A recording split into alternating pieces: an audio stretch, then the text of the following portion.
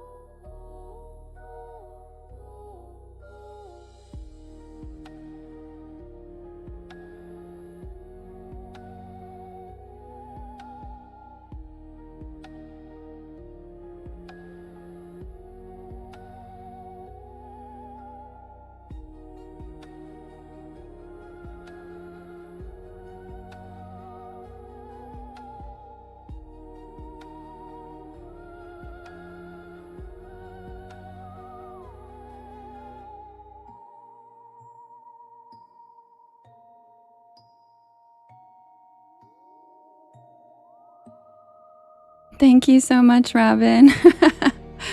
Thank you. He is so cute. Welcome in, everybody. Oh, thank you, Robin, for the cowboy hats. Thank you for helping me with my gallery. Happy Tuesday, everybody. Thanks, Jade.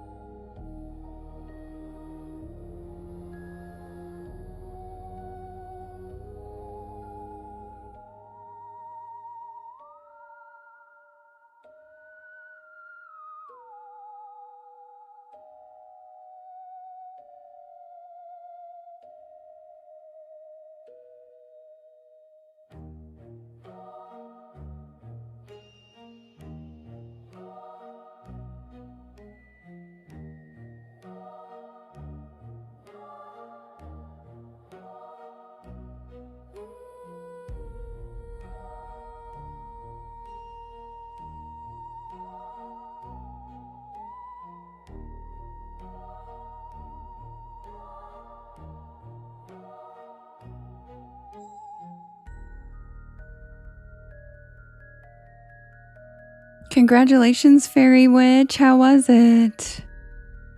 Yeah, it'll be a little confusing. There's just a lot to learn quickly, but don't be intimidated. People are going to be really nice, and they're all used to you being new. And there's a new batch of freshmen every year. So don't be nervous, because the people who work there and the people who help there are totally used to this every year. So they will be more than willing to help you with anything. And everybody's in the same boat as you. All of the freshmen don't know what they're doing.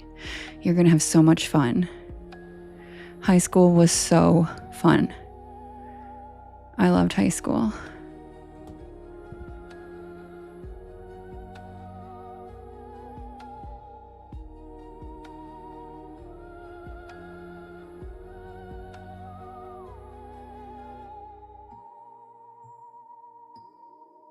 And we're here cheering you on. All your porch pals, if you get nervous tomorrow, just think about all your porch pals who are cheering you on. And think about how mature you are for your age, and how half those people there got nothing on you.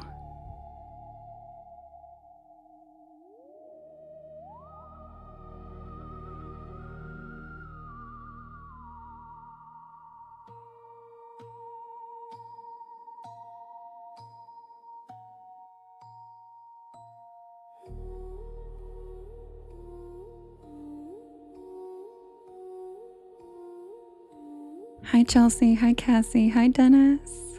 Hi, E-Online. And Tommy, college is still, that's a little too young.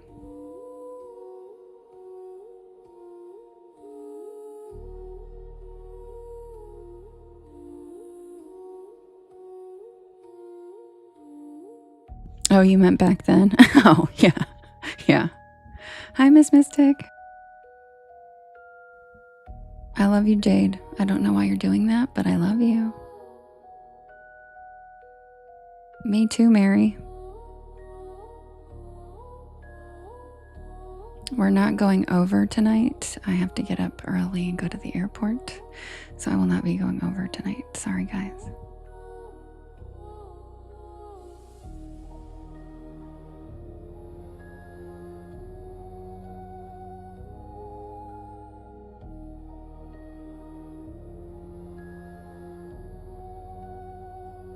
Hi, Drew. Thank you. Welcome in. Hi, Danny Phantom. Thank you for the roses. Hi, Seabass. No, I haven't, Skrilla, and it's Tuesday. I've been packing. My dad, Holly.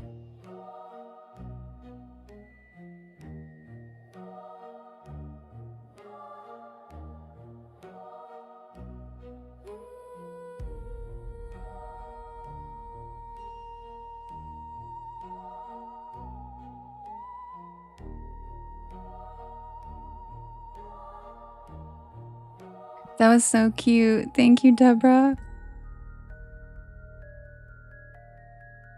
And Skrilla, I would never avoid you.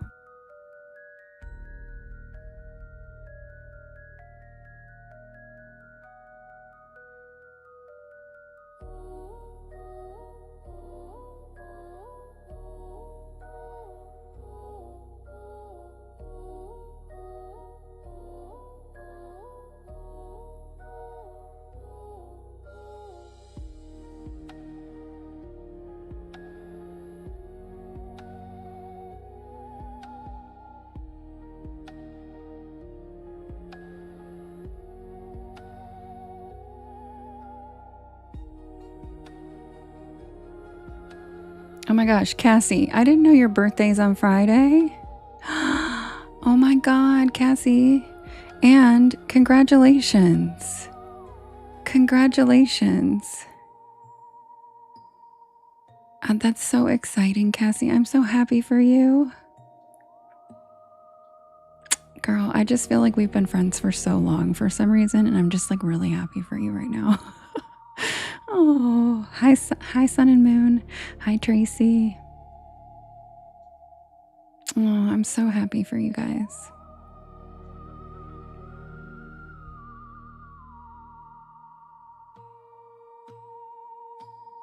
Yes, Avenging Norwal. He's doing great.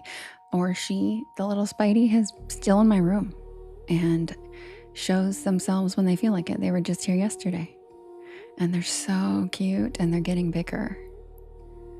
And it's the cutest thing. I'm obsessed. But I don't even know where it sleeps or hides because it's still so tiny. And then some of her babies are living in the plants out in my yard. And I see them too, and they're growing. It's just so cute. I feel like I'm in Charlotte's Web. Except I named her Emerald. Not Charlotte.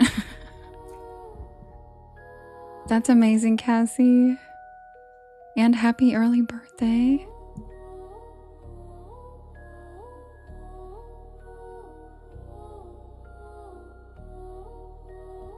I'm just really sad that I only got to know the mom for spring. And I know that the movie taught us that would happen, but I didn't think about it. And then I didn't know where she went, and I was freaking out that she died. And then I saw those babies floating in the air. I'm not kidding. They do. They fly through the air. And I was like, oh my God, she died. No. So it actually happened to me. For the first time, I got attached to a pregnant spider. And then she had all her babies. And now one lives in my room. And he's so cute. You're so cute, Fairy Witch. Yeah, be sure to wave.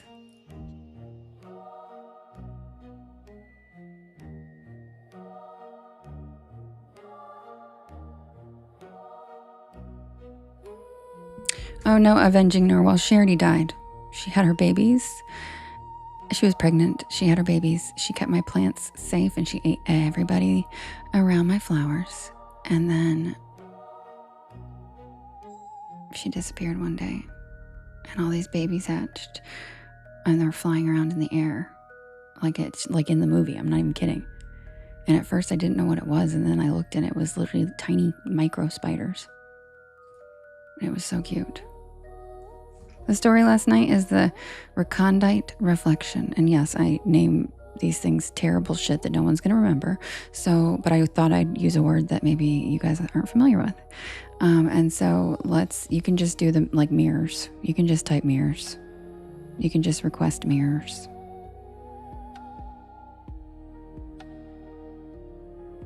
Yeah. Reflections.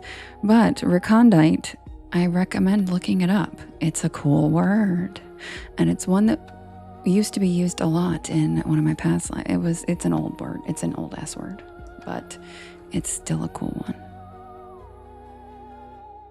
And it basically means kind of like unexplained and mysterious and unfamiliar. Spooky.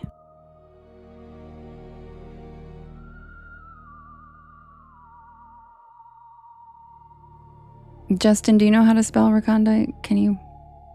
It's actually recondite. Recondite. But I have a southern thing, so I say recondite. I like it. And I know that's wrong. Thank you, guys. There it is. Yep. So add it to your vocab. It's a cool word. And I like to share cool words that maybe, you're never too old to learn new words. Aw, you're cute, Fairy Witch. Thanks. So yeah, give it a goog. It's a cool word. And I think it was appropriate for reflections, and I love alliteration. I'm a hoe for alliteration, dude. And so I was like, gotta find a word with reflection. What's a word for... Oh, there we go. But then I don't think about how, no one's going to... Because I never titled these to be read live. You know what I mean? I just titled these for YT.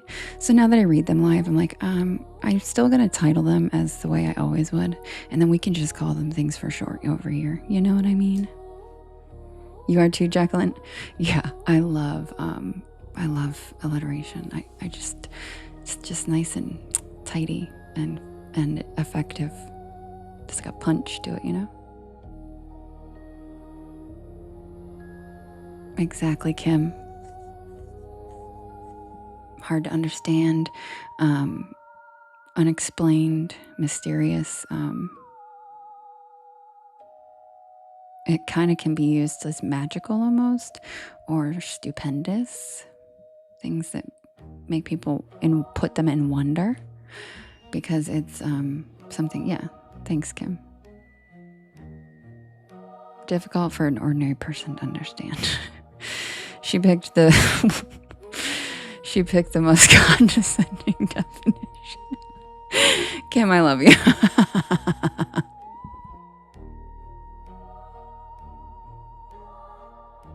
Oh, thank you. What will be? I appreciate it.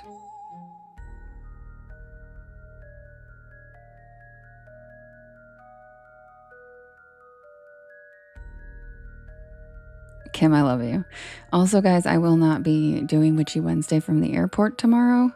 My layover isn't as long as I thought, and it's going to be at LAX. And from what I understand, you're not allowed to live stream inside airports. And I don't think I will have like the internet to do it. Do you know what I'm saying? The service inside airports is so bad because you have to get like a Wi-Fi or hotspot. So I'm just not even going to worry about it. But don't worry, because I'm going to be going live. It's going to be Witchy Wednesday probably all week, because thank you, Sharper. That's so cute, because I'm going to show you guys some of the cool stuff we're doing during the day in Tahoe. So I'll probably be going live like Thursday and Friday for sure during the day. And then I'll probably go live on Monday during the day too. So you guys are going to get way more. Yeah, you guys are going to get it'll just be like Witchy Thursday and Witchy Friday. You guys are going to get way more than just the Wednesday. So don't worry. But next Wednesday, we'll be back to our regular scheduled programming.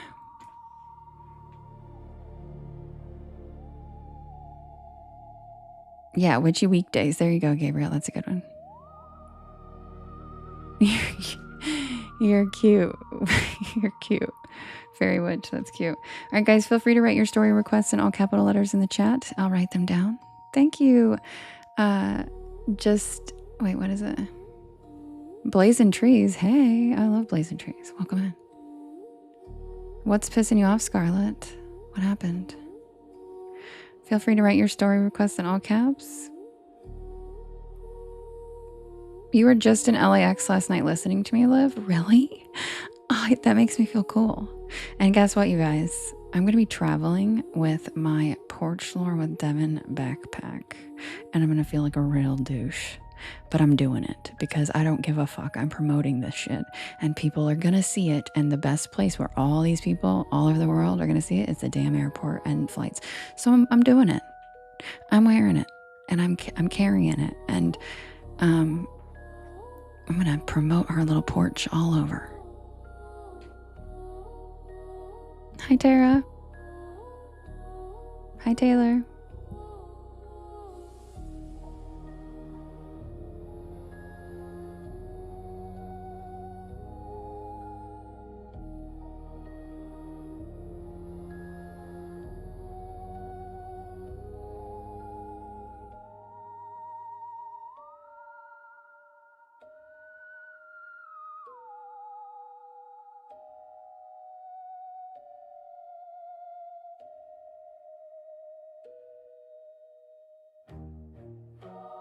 Ooh, how was Australia, Liv? We've missed you.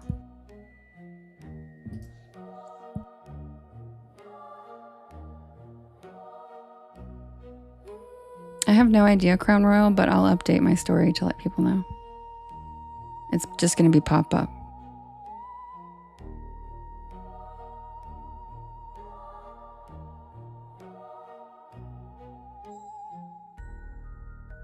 Really, Taylor? I didn't know that. I used to live in LA. Thanks, Gabriel. Yeah, I was going to wear my shirt too, Rachel, but I didn't want to overdo it. I was like, that's a lot.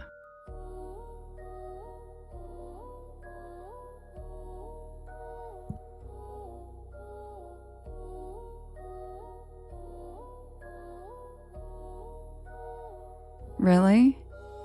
Okay, good. It's not tacky, Taylor? Okay, thanks. Because I am going to bring my hoodie too, but I'm wearing a backpack, so it's like you can't even really see what it says on the back. So I'm like, whatever.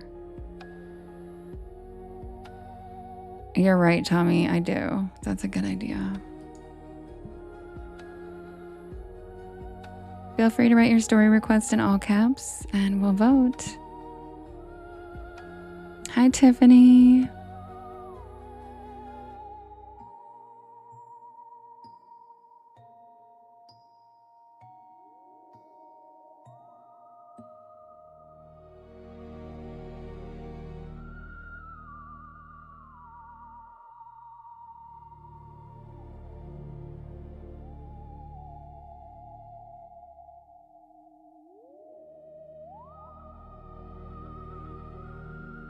Thank you, Tiffany. I am. How's your day been?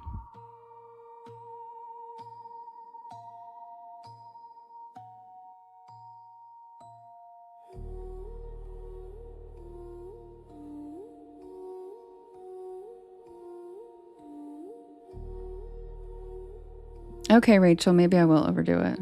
Maybe I will put on a tank. Scarlett, what do you mean? Yeah, my merch. What do you mean?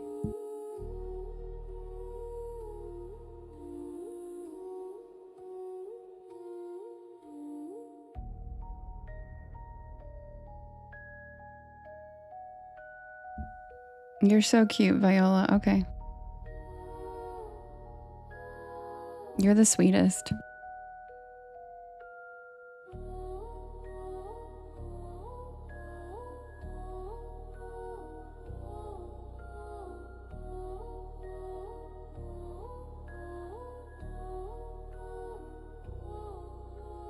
Oh, you're an artist in Santa Monica? Cool. I miss Santa Monica so much. God, I love Santa Monica and Malibu. I used to spend a lot of time in Paradise Cove. I love it there. Oh, 9th birthday. Happy birthday to her. Kim, toot that thing up. Mommy, make it roll.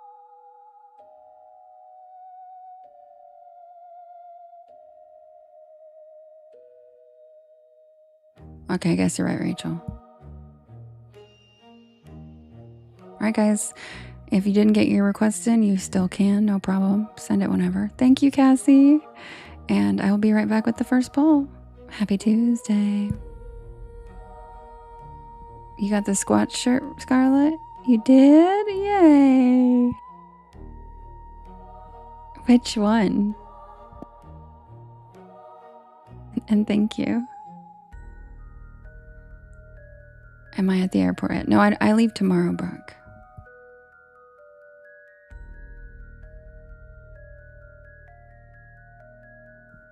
Brooke, what time zone are you in again? Oh, the sassy one. I love that. Thanks, Scarlett. I designed all those too. The one where he's flicking off the Sasquatch with the ski mask on that's flicking off that says, what does it say again? That one? I think it says, don't conform or something. I don't know. I was really high when I made that one.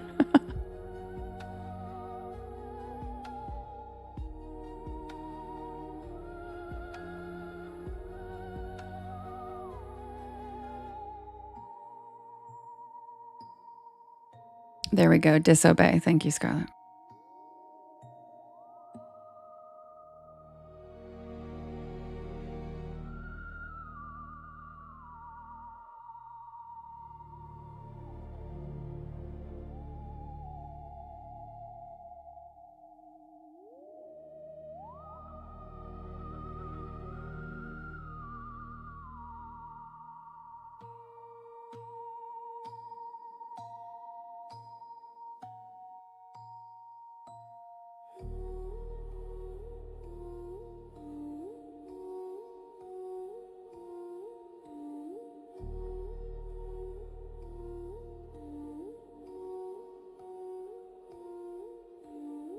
All right, you guys, the first poll is ready. Hi, Luigi.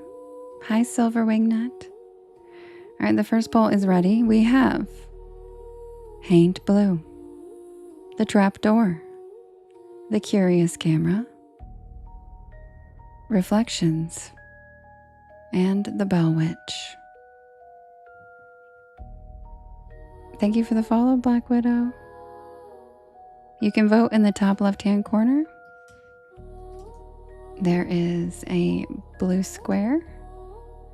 You can vote up to 50 times, and you can vote for more than one story. Who's it gonna be, guys?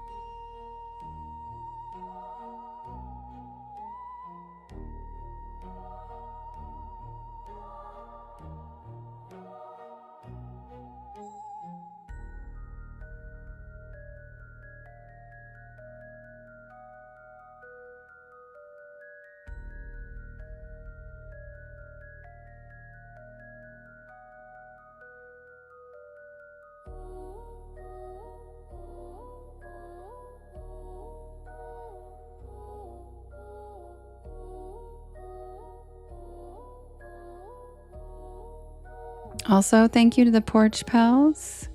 The poll's still going on, by the way. It's in the top left-hand corner. Thank you to the Porch Pals writing keywords in the chat. It helps AI scan us and send us out to the right people. And if you can't see the poll, I think it means you have to update your app, because several people have been saying that lately, and that was never a problem before, and an update just came out, so I'm thinking that might be the issue.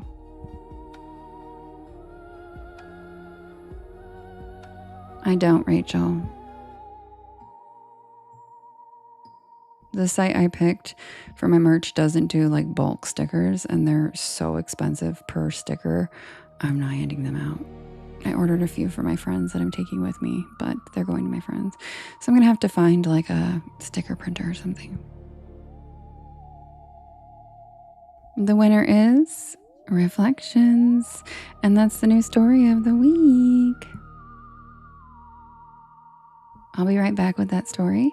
While I pull that up, it takes me a few seconds longer to pull that one up because I do have a video background for that one. So if you guys could do me a favor while I'm pulling it up. Oh, thank you, Scarlett. Could you guys hit that share arrow in the bottom right-hand corner?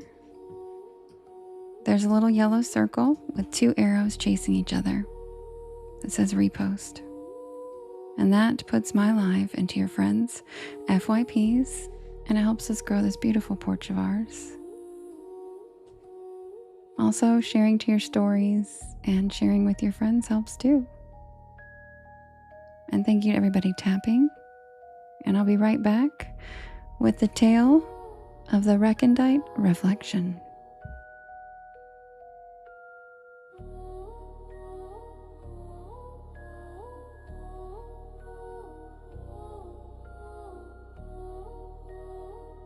Hi, Hench. How are you? Hi, Henchy. I see you down there.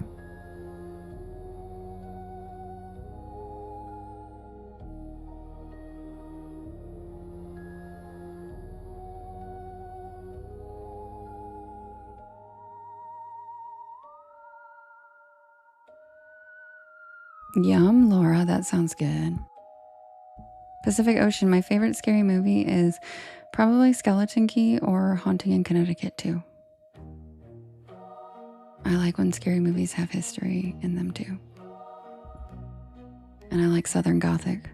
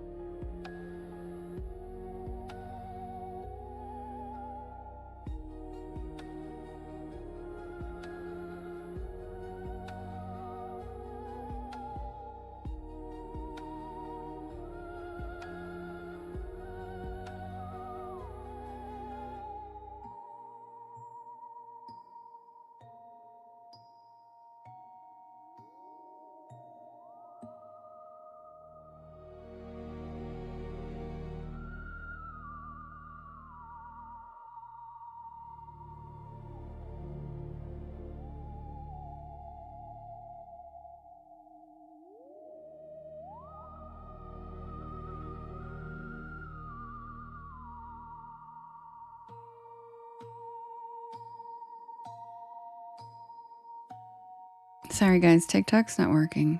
Give me 1 second.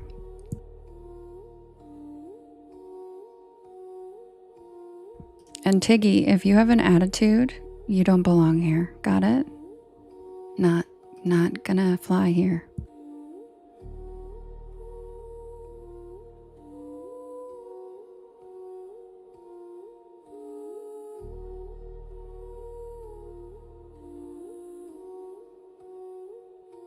Brooke.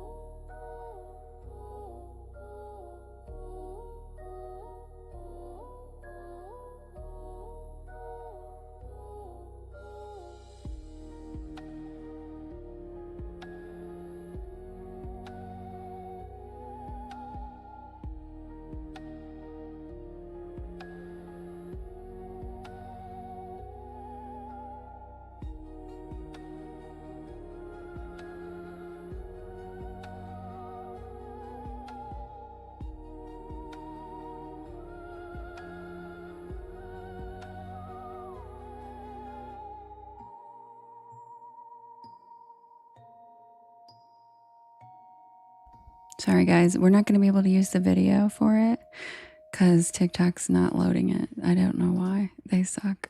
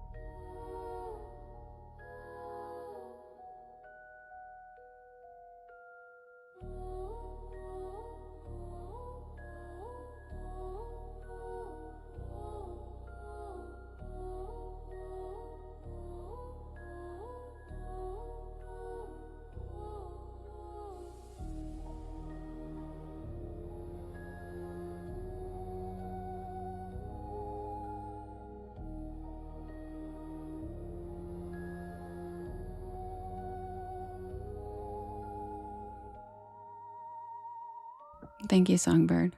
All right, guys, sorry about that wait. TikTok is not working properly tonight.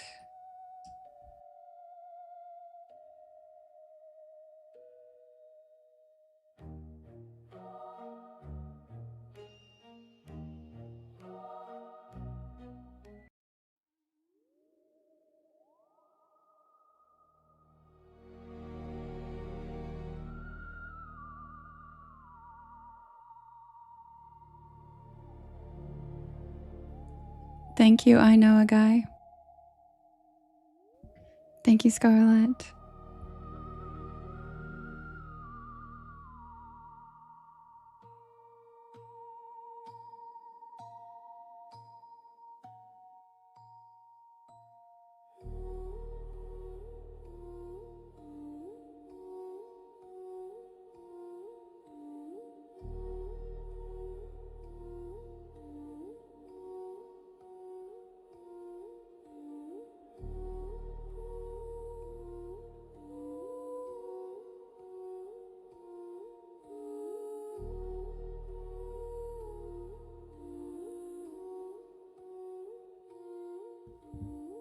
Submitted for the approval of the Porch Pal Society.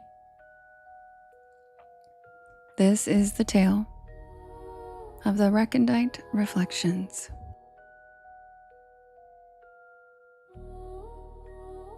For as long as humans have been able to see their own reflection, mirrors have carried a strange power over our imagination. A mirror is nothing more than polished glass reflecting light.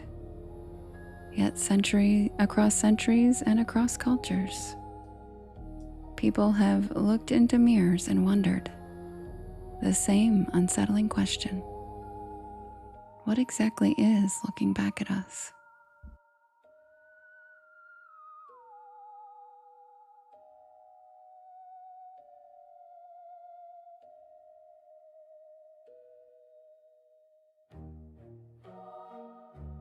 Long before mirrors became common household objects, people believed that reflections were not simply reflections.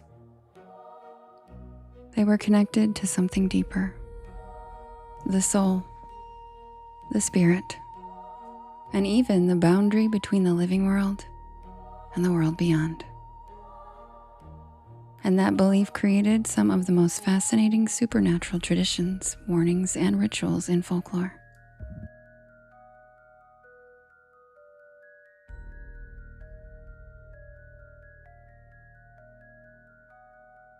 Because throughout history, mirrors were never just decorations. They were portals. The fear surrounding mirrors began long before modern glass mirrors existed. Ancient civilizations understood that a reflection was a mysterious copy of a person. It moved when you moved. It stared when you stared. It perfectly imitated you, yet it was not you. To many ancient cultures, that was deeply unsettling. The reflection was believed to be a physical representation of a person's spirit or life force. The ancient Greeks and Romans had beliefs connected to the soul being reflected through water and polished surfaces.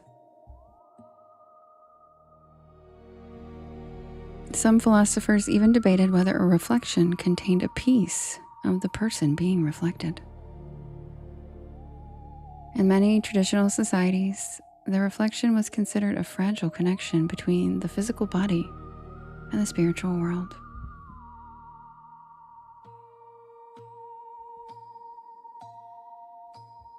And if something happened to that reflection, people feared something could happen to the person.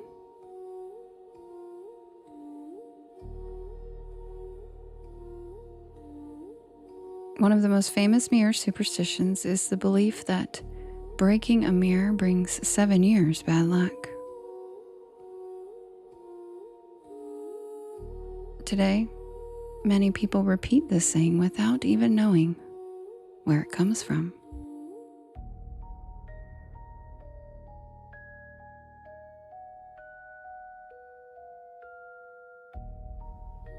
The belief developed from a combination of ancient ideas about reflections, Roman traditions, and later European folklore.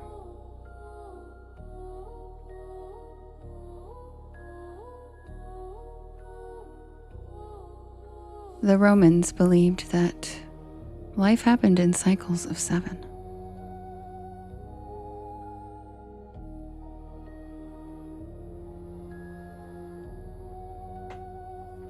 They also believed that a damaged reflection could represent damage to the person's health, fortune, or spirit.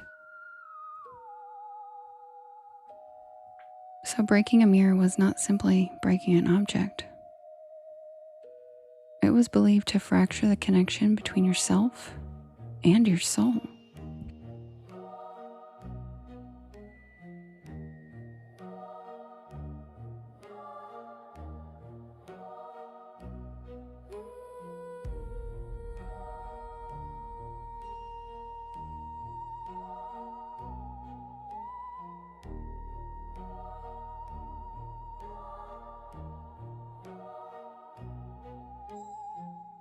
According to folklore, the unlucky person who broke a mirror had disturbed something sacred. Some traditions believed the curse could only be lifted through rituals, such as burying the broken pieces under moonlight, throwing them into running water, or grinding the fragments into dust so the reflection could never be captured again. The idea was simple. If the mirror could no longer hold your reflection, the damage could no longer be done. Thank you, Scarlett. Thank you, Stephen.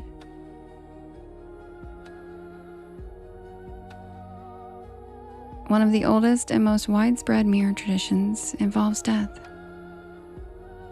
For centuries, many families across Europe, the Middle East, and parts of America would cover mirrors inside a home after someone died. This practice was especially common during the Victorian era, when mourning traditions became elaborate and deeply symbolic. But why cover a mirror? Well, one belief was that the recently deceased person's spirit might become trapped inside the mirror. Hi, Mary. Some mirrors were thought to be gateways between worlds. People feared that a wandering soul could look into the mirror and become unable to leave. Another belief was that the living could accidentally see the ghost of the deceased reflected in the glass. Good night, Brooke. The mirror became a dangerous object, a doorway that needed to be closed until the spirit had safely moved on.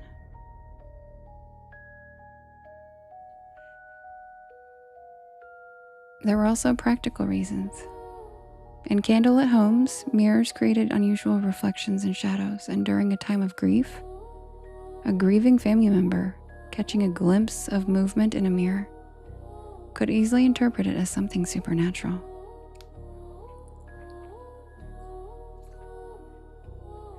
But folklore rarely separates fear from reality. And the belief remained because the possibility was frightening. Thank you, Mary. Perhaps some of the most fascinating mirror folklore comes from old divination rituals. For centuries, people believed mirrors could reveal hidden truths.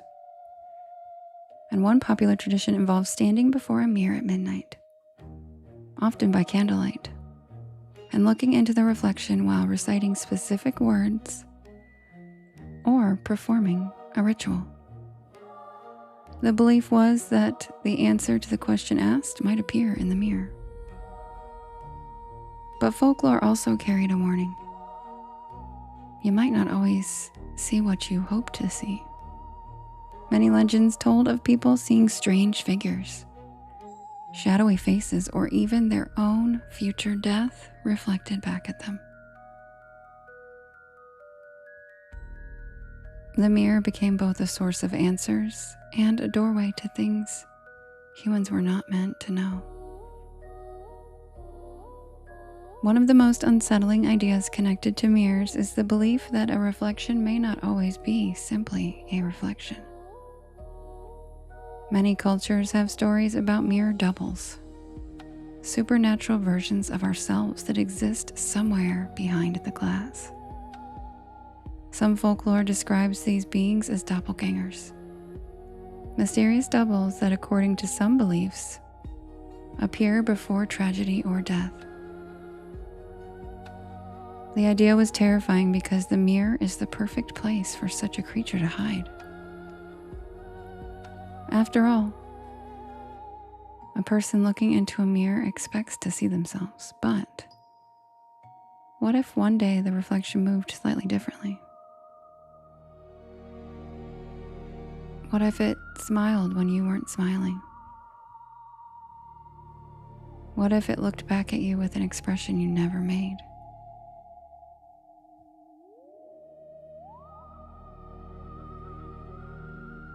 These stories became popular because mirrors create a strange psychological experience.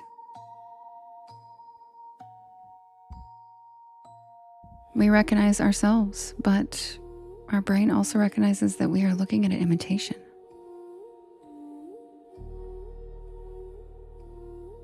A copy.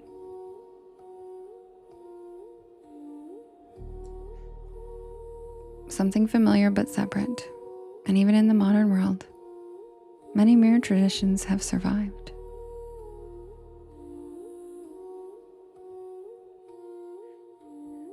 People still cover mirrors during funerals. Some people avoid looking into mirrors at night. Many people refuse to hang mirrors directly across from each other for fear of creating a portal. Others refuse to place mirrors directly facing their beds because of the belief that spirits may pass through them while they sleep. In paranormal communities, mirrors still remain one of the most common objects associated with supernatural experiences. It was moving yesterday, Robin. You just missed it. TikTok's not loading it today. In paranormal communities, mirrors still remain one of the most common objects associated with supernatural experiences. Investigators often report stories of unexplained reflections, figures appearing in mirrors, or people seeing movement behind them when no one is there. Of course, science could also explain many of these experiences. Low lighting, exhaustion, the way our brains process faces and patterns can create powerful illusions. The human brain is designed to find familiar shapes, especially faces. And mirrors are one of the most powerful tools for creating those illusions. But folklore has always existed in the space between explanation and mystery. Because even when we understand the science, the feeling still remains. Perhaps the most fascinating thing about mirrors is that many of these traditions are not ancient history. They still exist inside homes today.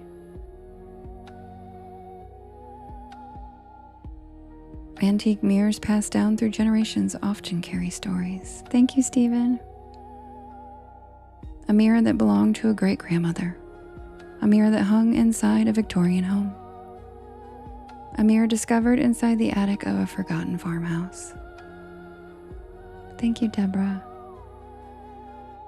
Many people who collect antique mirrors describe the feeling that these objects carry a presence, and not necessarily because they're haunted, but because they have captured generations of people's reflections, their spirits. Think about what an old mirror has seen. Families preparing for weddings. A woman fixing her makeup after crying. People saying goodbye before leaving. Children growing older. Teenagers getting ready for first dates. A mirror is a silent observer, and it remembers faces that no longer exist. And perhaps that is why mirrors have always fascinated us. Because unlike almost any other object, a mirror holds a connection between the past and the present.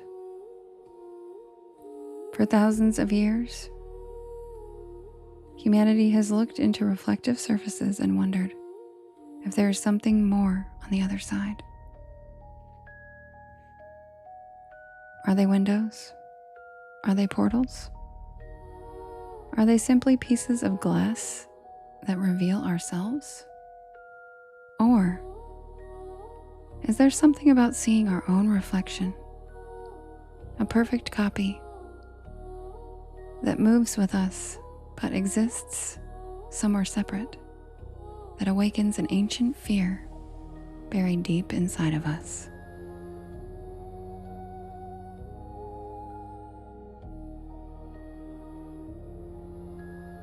And that's the tale of the recondite reflections.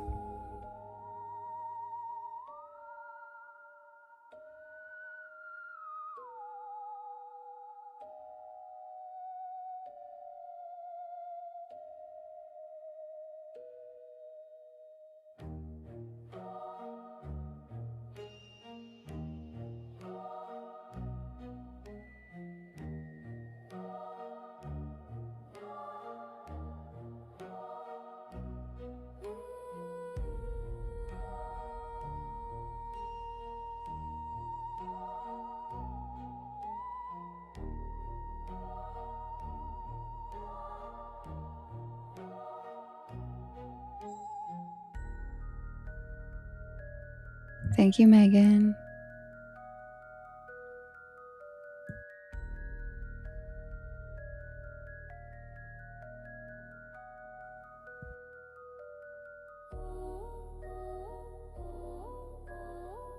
Welcome in, everybody. My name's Devin. Hi, First Light. We miss you. I love you. Welcome in, everybody. My name's Devin, and this is Porch Lore. And I tell spooky bedtime stories to help you relax your nervous system and fall asleep. And I am here every single night at 10 p.m. Eastern Standard Time until about 1 in the morning. Happy birthday, Jason. Happy birthday. Everybody wish Jason a happy birthday.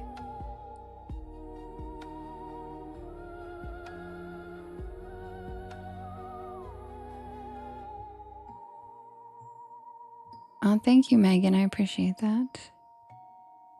Michelle, thanks for the follow. Welcome to the porch. Welcome in, everybody. Thank you, Maria. Thank you, Songbird. Hi, Carrie.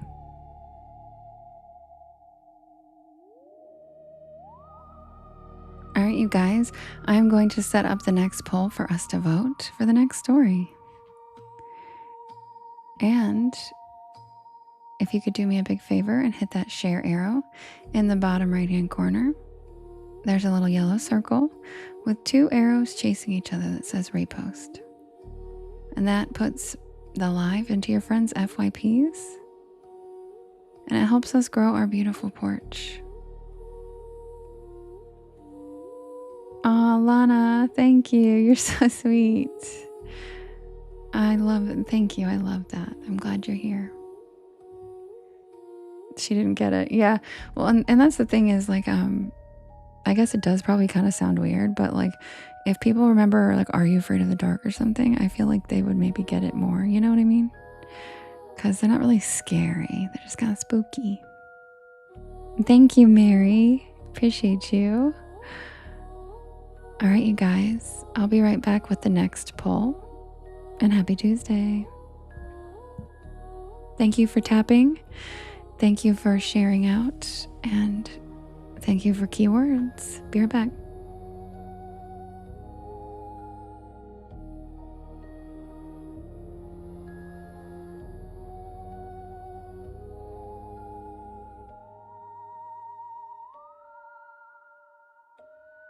Donzi, thank you for the follow. Welcome to the porch.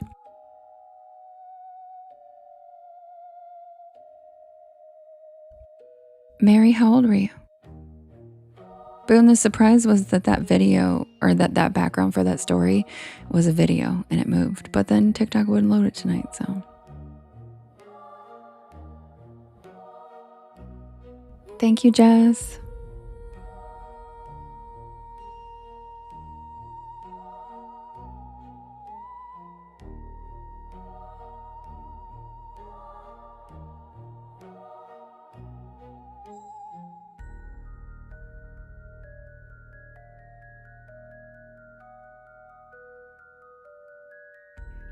Oh, really? Okay, Robin, thanks.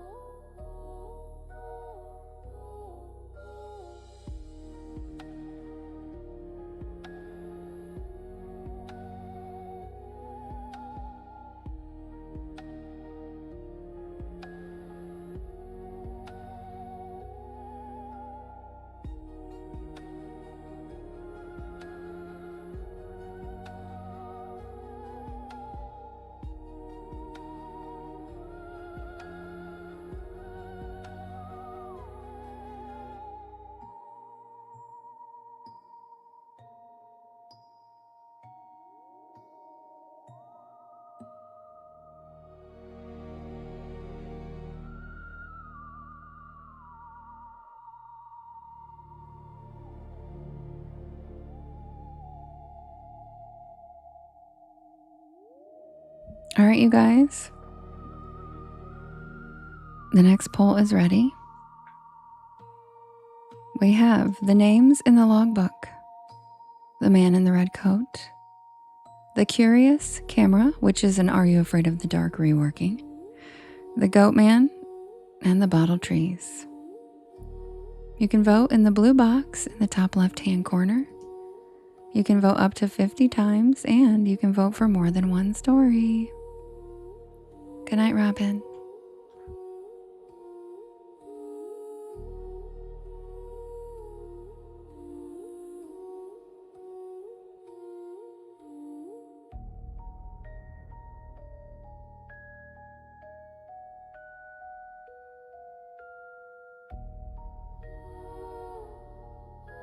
Wait, what, Jade?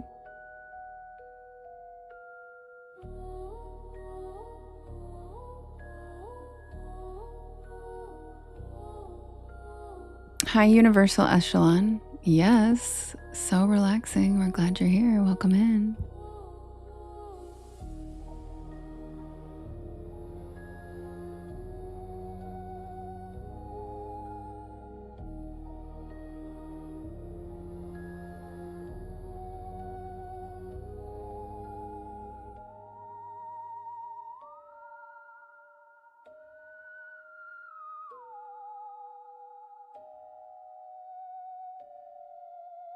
Poor goat man, no love.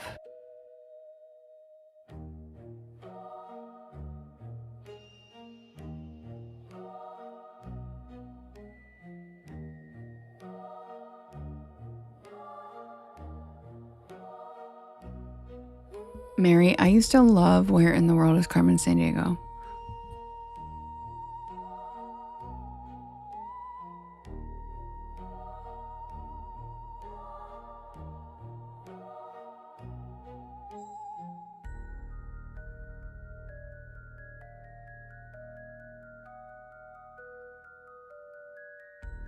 I wanted to be her, Leslie.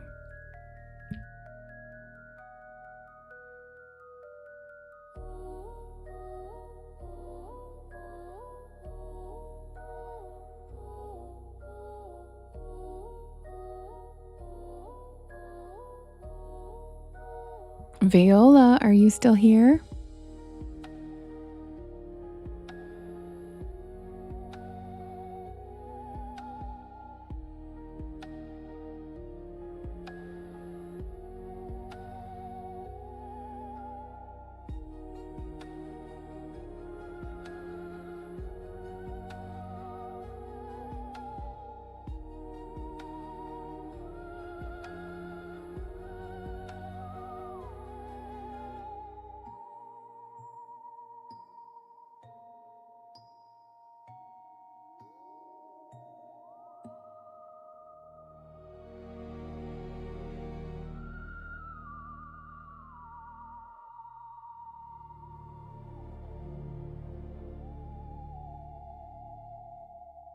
Oh, Carmen sent corn.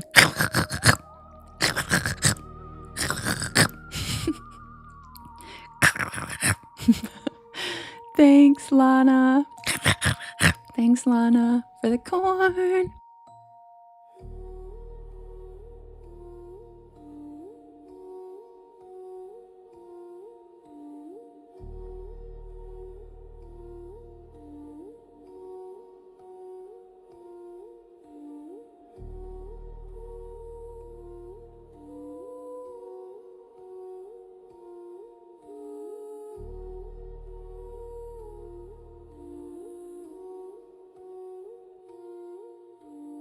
Yes, Chelsea, we're so glad you're here. You're in the right place if you're looking for new friends. Guys, there's a sweet, sweet new porch pal on YT named Chelsea who said she's looking for new friends, and that is just the sweetest thing.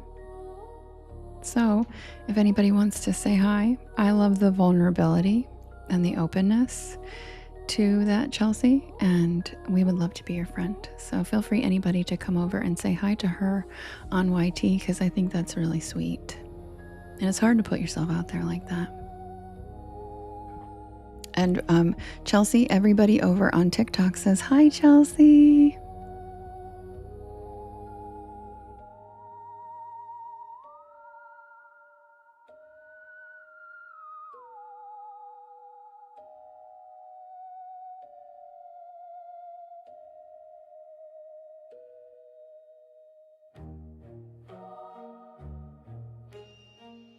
Lady Rose, I knew you'd come over. You're so cute. Hi, Mace.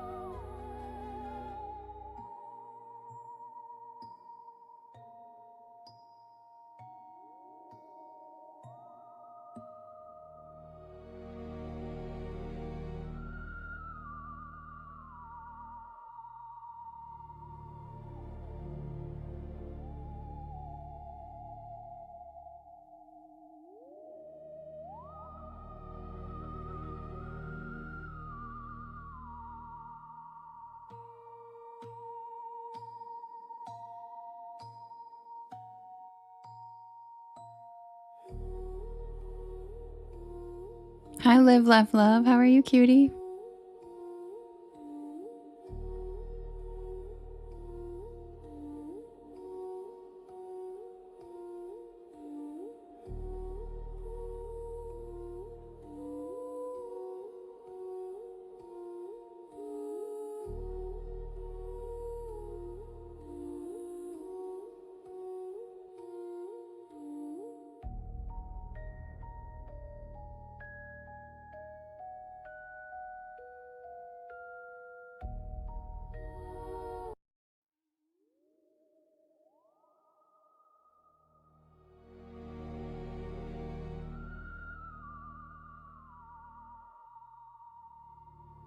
Chelsea, do you live in the UK by any chance? I'm just curious.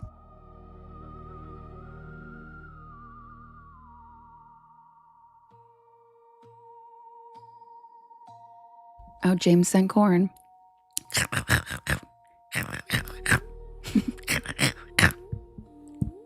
Thanks, James. Amanda, thanks for the follow. Welcome to the porch.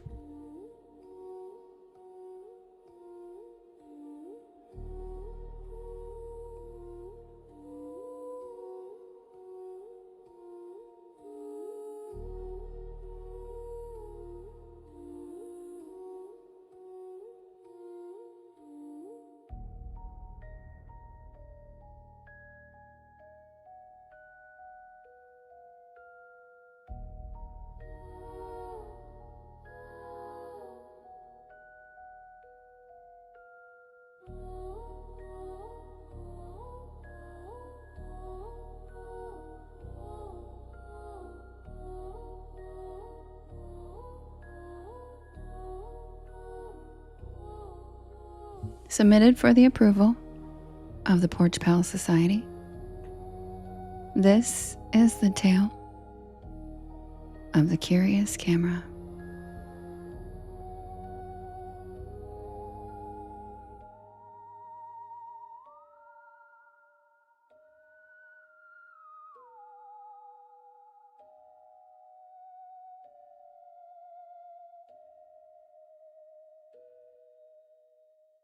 It began with a click. The sound came from a rented office suite on the 3rd floor of a municipal building, temporarily converted into a corporate portrait studio for the annual renewal of employee identification badges.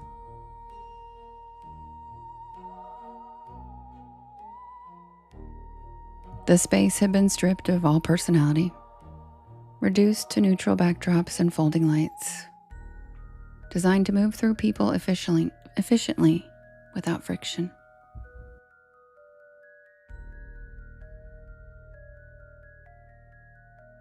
One by one, adults stepped forward, stood beneath the lights, and were reduced to images small enough to fit on plastic cards. Faces flattened, expressions standardized, individuality compressed into data.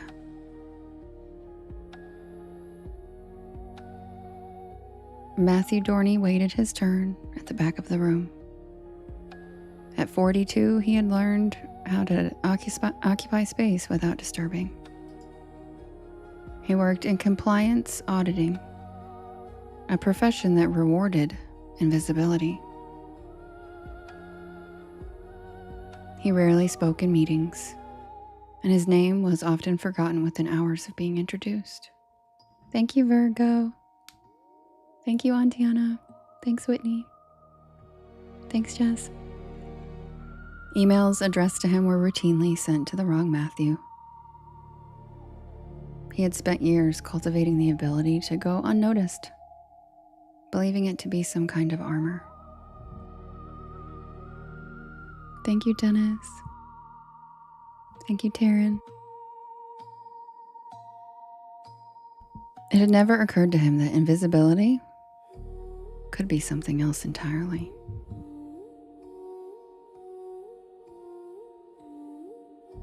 When Matthew stepped beneath the lights, the photographer adjusted nothing. No posture corrections, no reminders.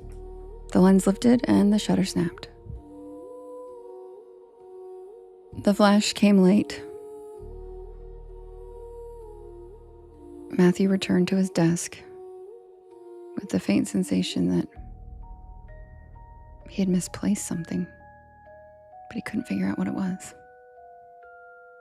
The rest of the day passed without incident. And it wasn't until he received the photograph that unease sharpened.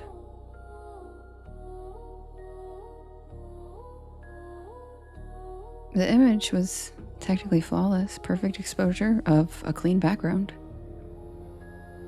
And yet Matthew was blurry and unfinished. The background appeared to be more present than he was, as if the camera had prioritized focusing on the empty space behind him over him.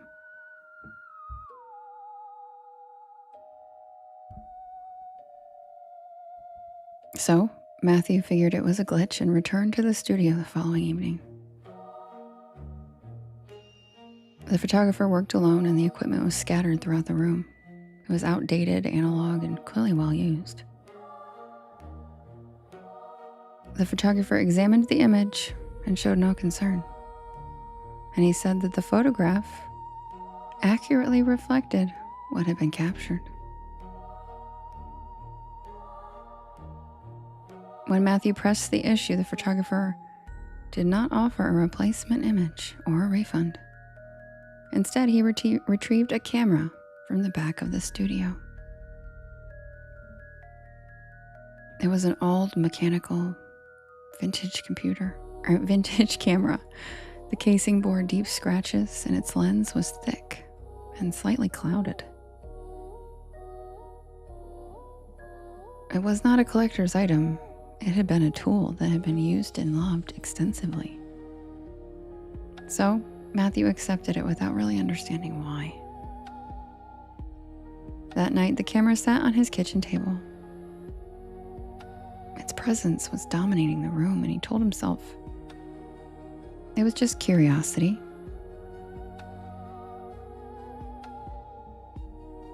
So he loaded the film. The first photograph was of something mundane, a ceramic mug resting beside the sink. When the film developed, a thin fracture appeared along the mug's side. And then minutes later, the mug split apart with a sharp crack, collapsing into pieces. Matthew decided not to photograph anything else that night. He slept poorly. In the days that followed, he tested the camera cautiously. And each photograph preceded an outcome. Thank you, Dennis. A ceiling light flickered and shattered after being captured on the film. A stair railing loosened after appearing in the background of an image. A parked car developed a sudden mechanical failure within hours of being photographed. None of the incidents were catastrophic, but they were precise, and they aligned with the camera's gaze.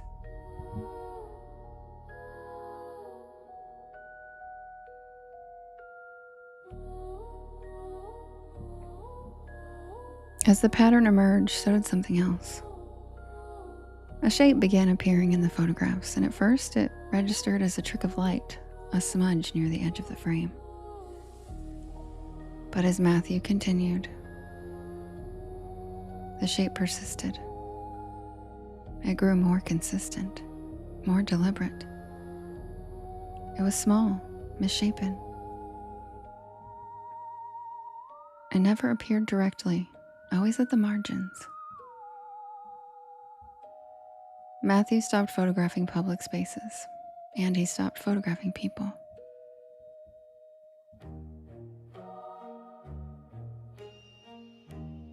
But then the incidents escalated without his participation. Oh no, Blake. Oh no. Objects that he had photographed days earlier failed unexpectedly. There were near misses that kept accumulating.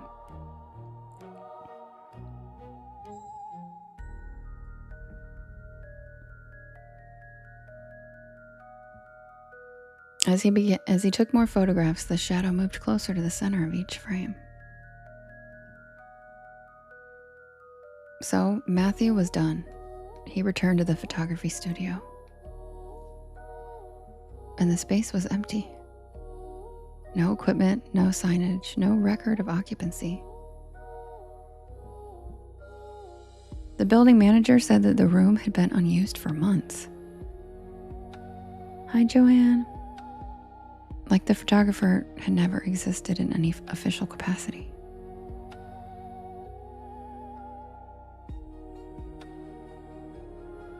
And then Matthew realized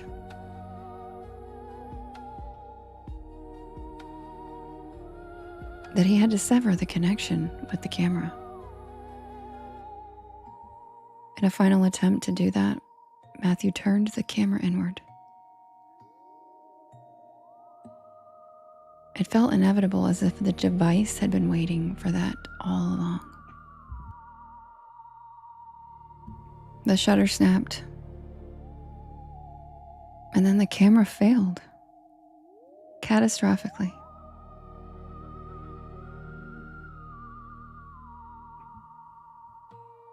The shadow had vanished from the final image, and after that the incident stopped, and life resumed its quiet rhythm. However, when Matthew returned to work, he attended meetings, and he existed in the room in a way he never had before. He was no longer invisible, and he never wanted to be again.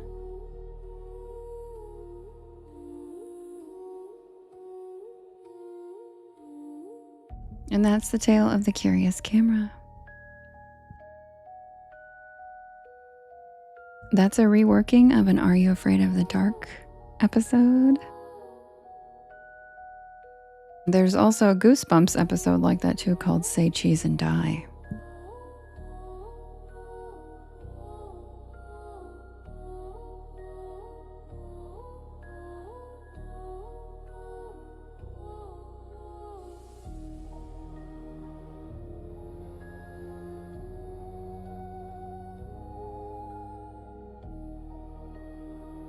Lana, that's so cute. Because I'm a siren, I do it to myself. I can't even edit my stories in noise canceling headphones. Brian, thank you.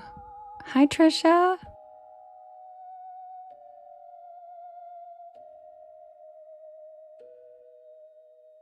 Thank you, Spooky Cabins.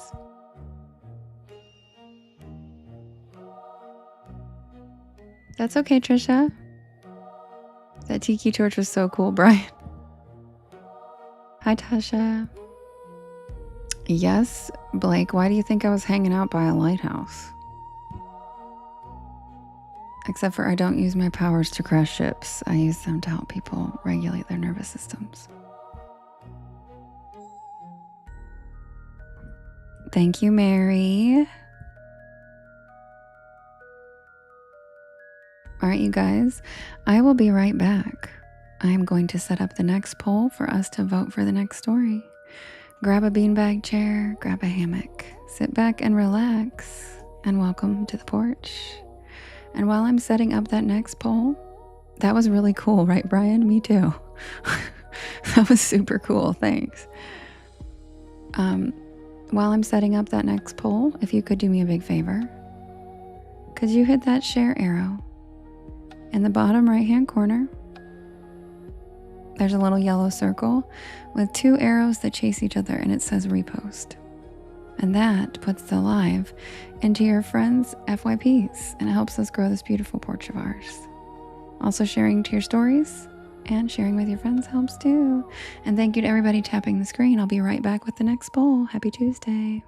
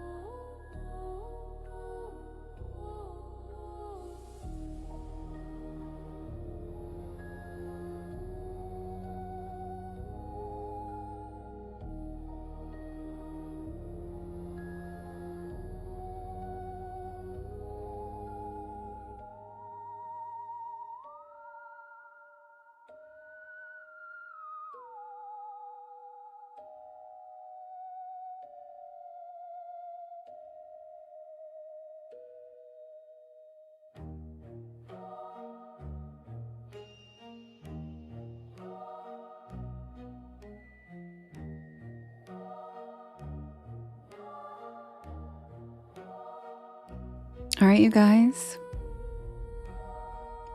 Give me 1 second. It says the poll's under review, so 1 sec.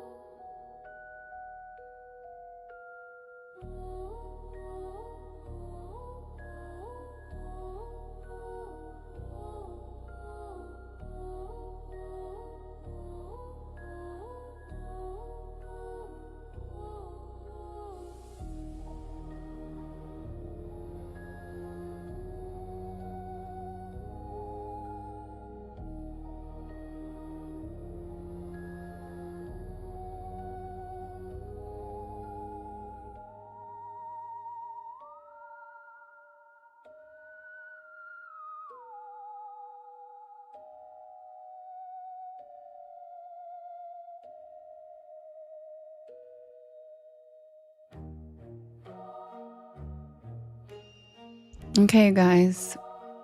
It would not let me do the poll. I had to redo it 3 times. Finally, it worked though. All right, the poll's ready. We have Huggin' Molly, Poplar Creek, the Camper Van, the Kentucky Goblins, and Rain Crow Shelter. You can vote in the top left-hand corner. There's a blue box, and you can vote up to 50 times, and you can vote for more than one story. Who's it gonna be? Hi, Jade. We have Huggin' Molly, Poplar Creek, the Camper Van, the Kentucky Goblins, and Rain Crow Shelter.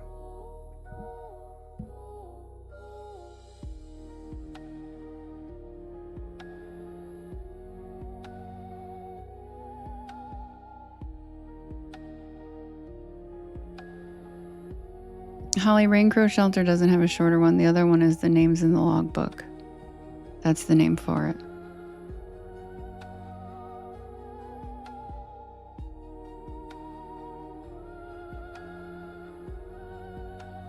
And Logo would like to vote for Huggin' Molly from YT.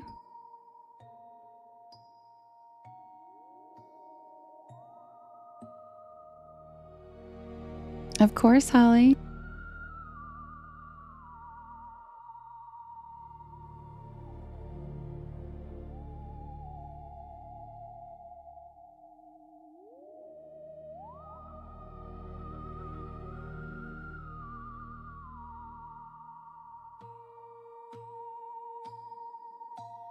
Thanks, Holly. Thanks, Justin.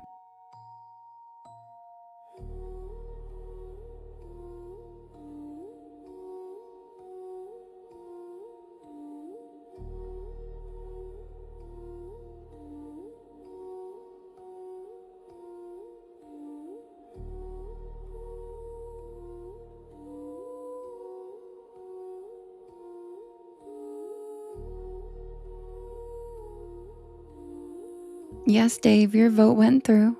I can see it over here. Your vote worked. Thank you, Town Car. Thank you for the hand hearts. Hi, Rich. Hi, Mama Saurus. You got a new picture. I love it, Mama Saurus.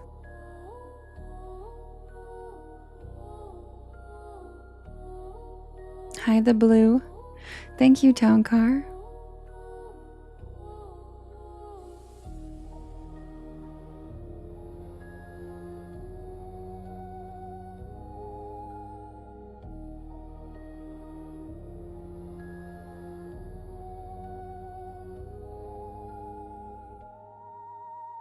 And the winner is the Kentucky Goblins. And Melinda, Kentucky Goblins was one of my first stories, so that's about as throwback as you get.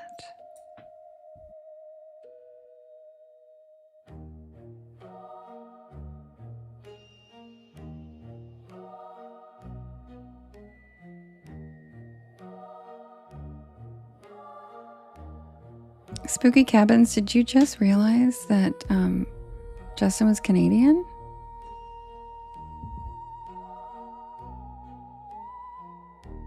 It is an OG, Trisha, you're right.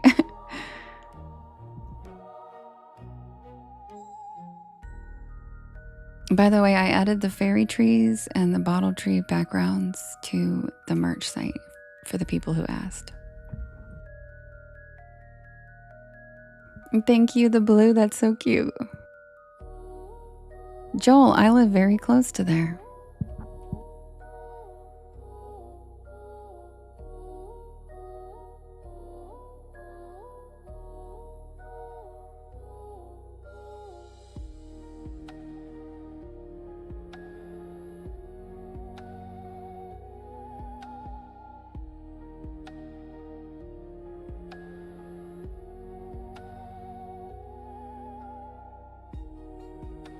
Trisha, no, I haven't added this week's story yet. It just came out yesterday, but I'll do it.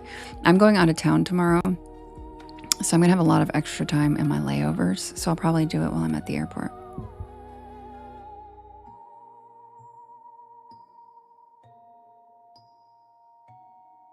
Thank you. It's one of my favorites now for sure. It's so pretty.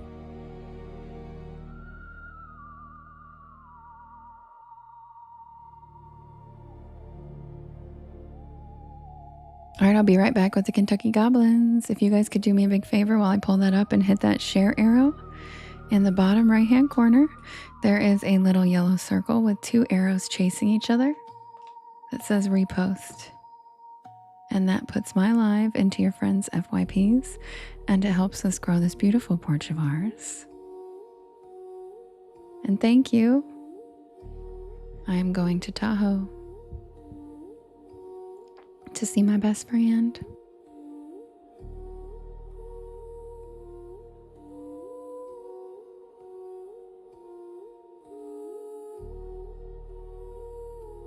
Delays for what, Robert?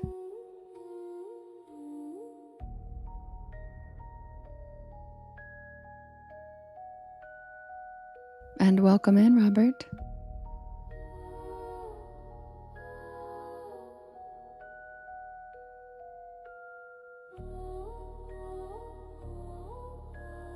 Were you, Damien? Awesome. Thank you, Trisha. My best friend lives there, and she surprised me and got me a plane ticket for my new birthday, which was in July. And then she booked a movie and was filming that exact week. So we had to push it to August.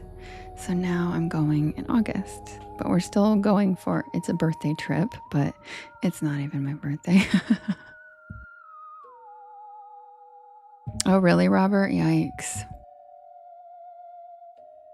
Yeah, I know, Justin. It doesn't make any sense. My layover's in LAX. It makes no sense. Yes, Joel, she's an actress.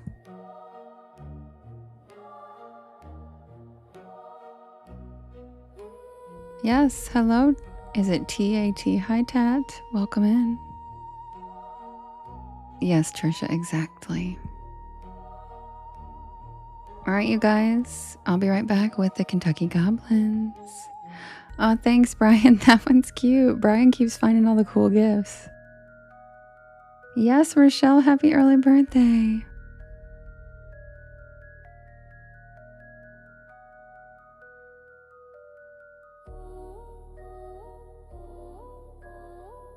I'm going to try to see Tahoe Tessie while I'm there.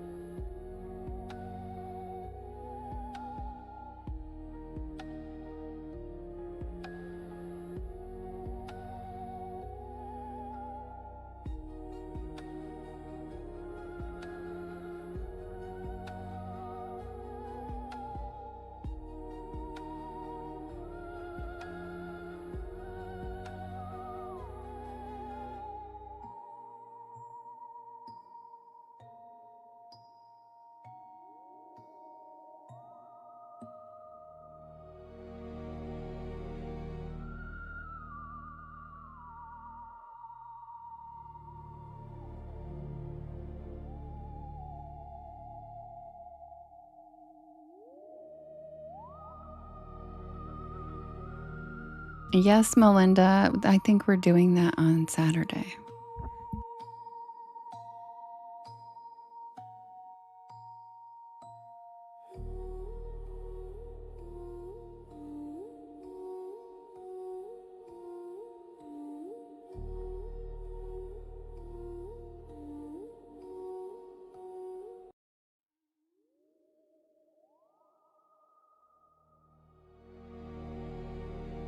Oh, thanks, Spooky Cabins. I appreciate that. Glad you're here.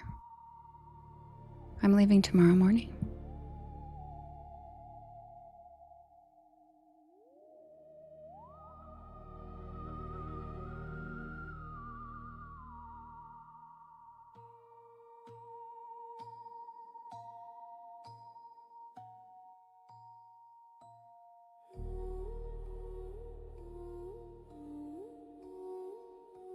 Thank you. I'm still going to be live. I'm taking my microphone and everything with me. Shirley E. Cord is coming with me.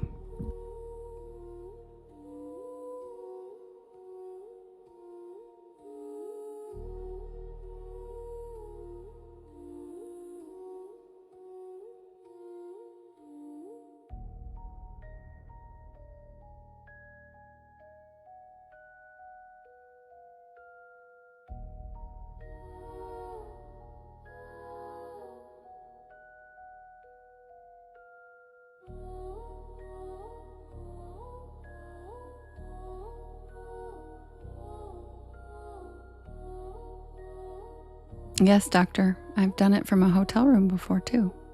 But I will just probably be doing it at a flexible schedule because I'll be on Pacific time.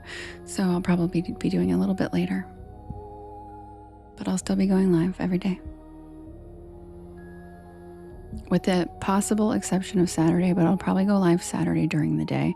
I'm just not sure about Saturday night because that's the night that we're supposed to do all the birthday thingies. But I've literally never missed a live since I started this in November. So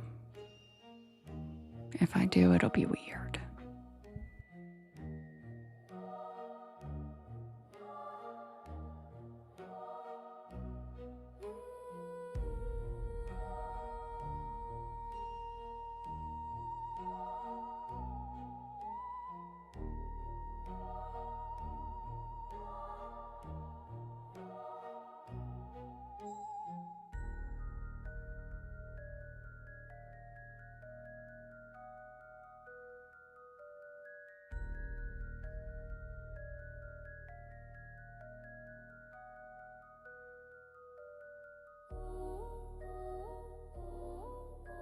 Exactly, Lady Rose.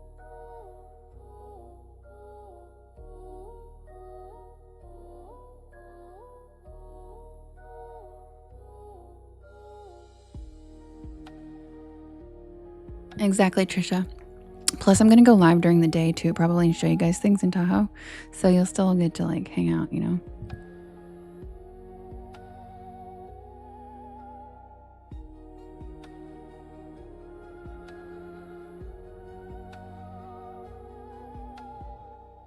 Kim, I don't know what that is.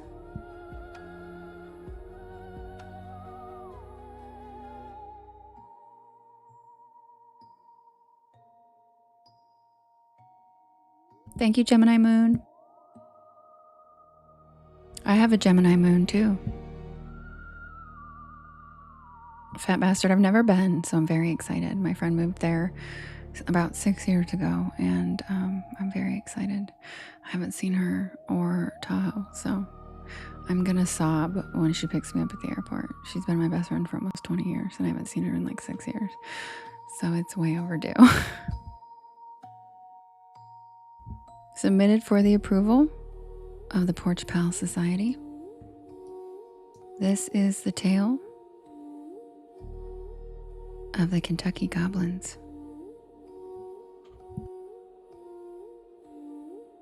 And Taryn, yeah, I'll probably do more daytime lives this week than usual, but I'm not doing Witchy Wednesday because I'm going to be flying.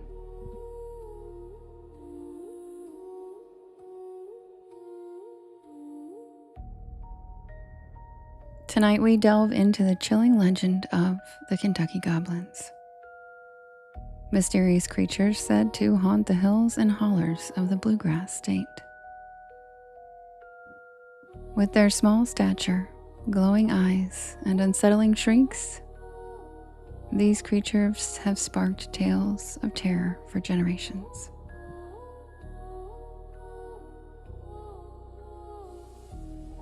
Tonight we'll hear a first-hand account with the goblins. A tale that may make you think twice before wandering into the dark woods alone.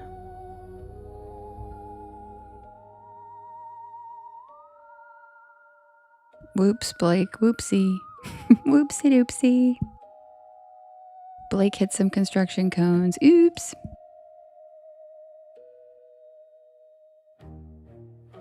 The legend of the Kentucky Goblins traces back to the late 1950s, when reports began to emerge from a small community near the town of Kelly, Kentucky. Residents spoke of strange noises in the night, sightings of small humanoid figures, and an overwhelming sense of dread.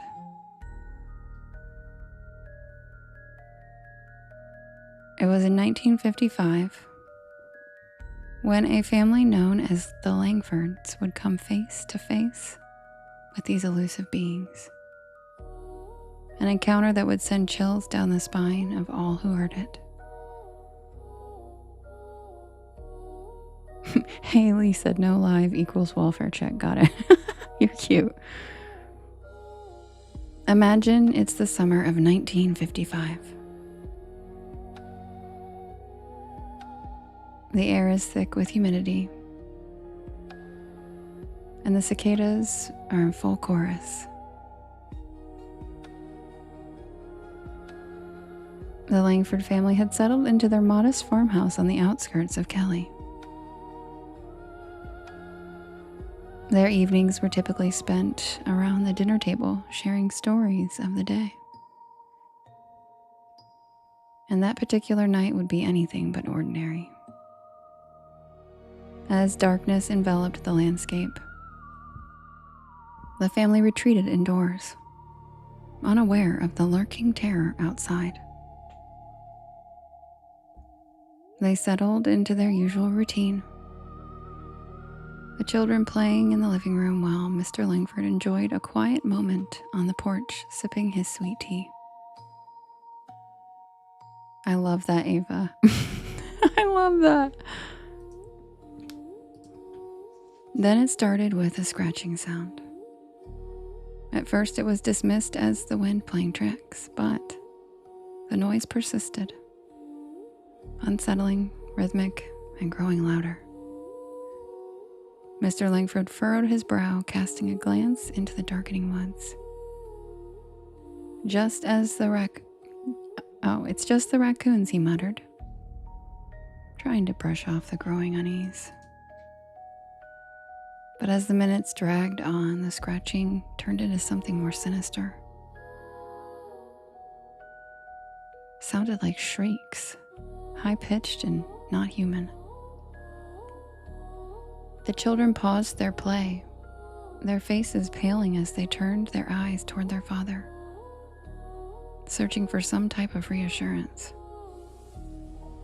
But Mr. Langford's gaze was fixed beyond the tree line, where shadows danced in the flickering porch light. Determined to investigate, Mr. Langford called for the children to stay inside. He grabbed an inadequate flashlight and stepped cautiously down the creaky porch steps. The beam of light cutting through the darkness. I love the Mexican pizza, it's so good.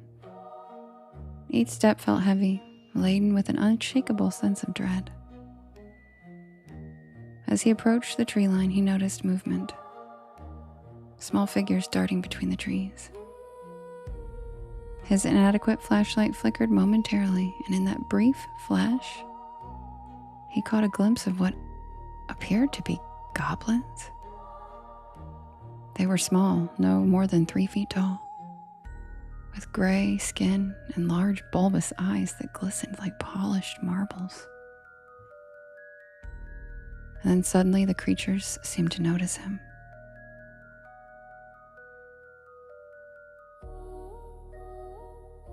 Their eerie shrieks piercing the stillness of the night. Mr. Langford's heart raced. He stumbled backward, adrenaline surging. But curiosity kept him rooted there. Suddenly, one of the goblins broke away from the others and approached him. Its eyes locked onto him. Cabins. Mr. Langford turned and ran, bolting back to the safety of his home, the sound of the goblin's laughter echoing behind him. The children were huddled together, eyes wide with fear, and he quickly recounted his encounter. Their faces pale as the realization sank in that something was out there, something that defied explanation. Thank you, I am 2020, or Zozo. Thank you, I am Zozo. That night, sleep came fitfully. And merely days after the Langford encounter,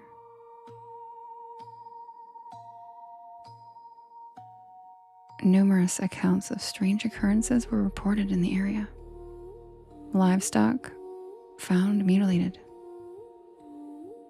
eerie sounds echoing through the hills, and residents speaking of shadowy figures darting through the trees on their property.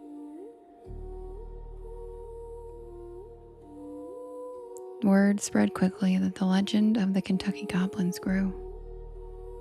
More families came forward with their own stories, sightings of small creatures, disturbances in the night. Local authorities were called in and they found nothing. And the community was left to grapple with the fear and uncertainty of what lurked just beyond the tree line. The Langford family eventually left Kelly, unable to shake the feeling that the goblins were still there watching. The Kentucky Goblins serve as a reminder of the mysteries that lie in the dark corners of our world. Creatures and forces that we may never fully understand. And whether you believe in the legend or dismiss it as mere folklore, the stories persist, rooted in the very fabric of Kentucky's history. And that's the tale of the Kentucky Goblins.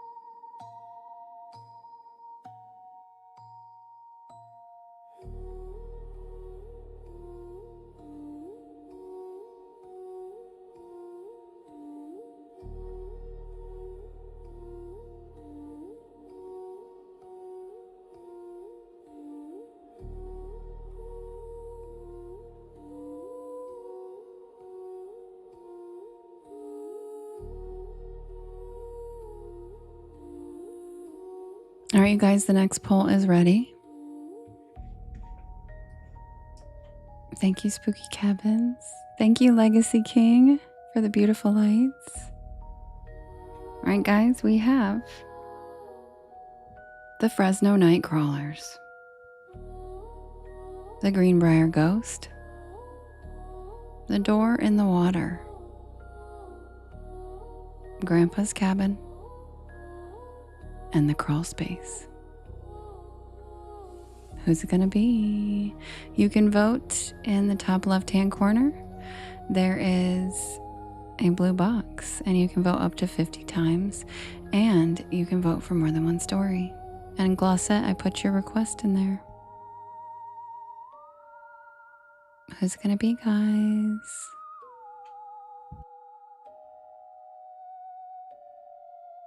Jewel, thanks for joining our Discord server. It just popped up.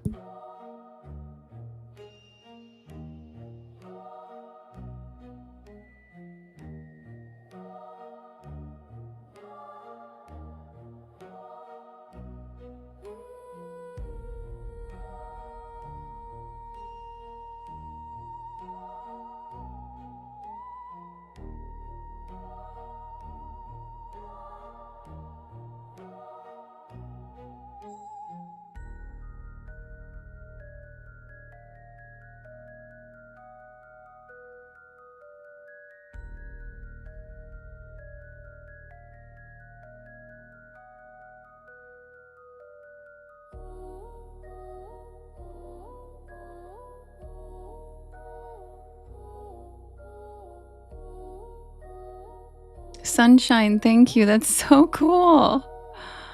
Oh my God, that's so cute. Thank you so much. Good night, Lana. Sweet dreams. Thanks for coming in, cutie. Love having you here. By the way, Lana, if you ever want to sleep in here, like fall asleep in the live, you can go to the live link through my page, like through my profile, and click it there, and it's not through your feed. So when you fall asleep, it just goes to a black screen. It doesn't push you into somebody else's live. So you don't always have to leave. Everybody falls asleep in here usually. So if you do that, you can stay in the live and just snooze.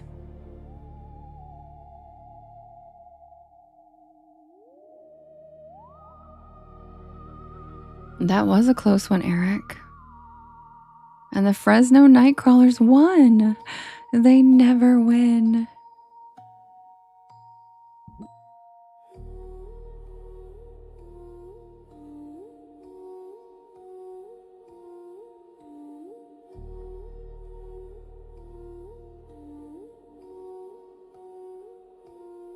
Ooh, you said you love the Greenbrier. Hi, Cali Valley.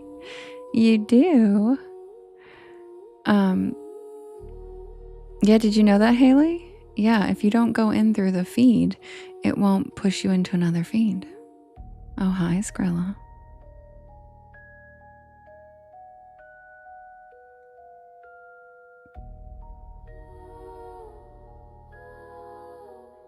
Barbara, you said the Greenbrier. What is that? Is that a hotel or something? Because the story, The Greenbrier Ghost, is about Greenbrier, West Virginia.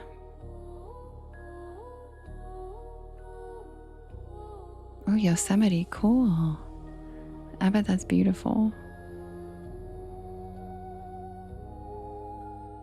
All right, guys, I'll be right back with the Fresno Nightcrawlers. Grab a beanbag chair, grab a hammock, sit back and relax, and welcome to the porch.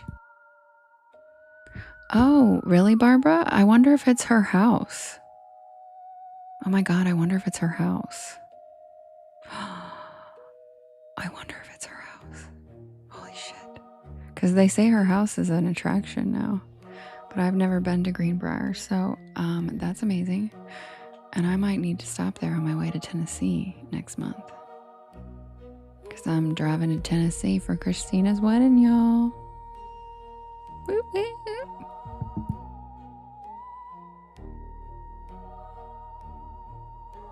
And then that's when I might actually skip a few nights and not go live, because my North Carolina friends bring out a wild side of Dev, and I'm not sure if I'm gonna be in the right like to go live. So we'll see how it goes.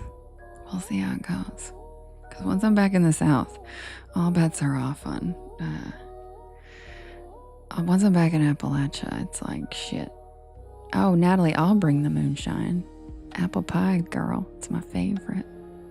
And I don't even really drink anymore. I'm not like sober. I don't not drink. You know what I mean? I just don't really have occasions to. But like, and I'm not like gonna drink alone. And none of my friends really live here. So, but when I'm back with my North Carolina friends,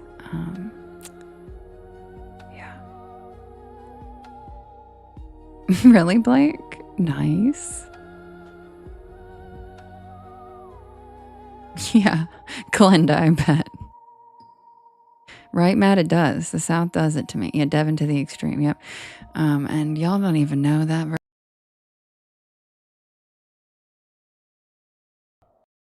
No. Yes, the scary pants closet. Your aunt makes apple pie moonshine. Oh, your aunt sounds cool. She sounds so cool. Oh my God, wouldn't that be cute, Justin? If Merlin took over.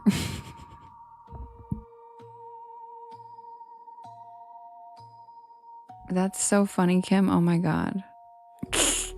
Kim bid on a bracelet because she was sleeping in a different life. I want pie too. I love pie.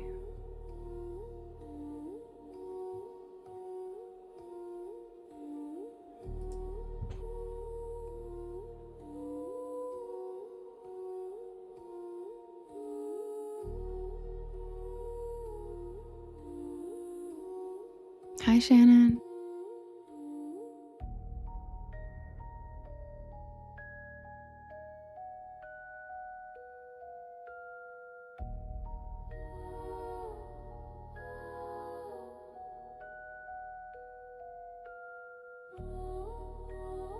You told your partner I know rap lyrics? What'd they say?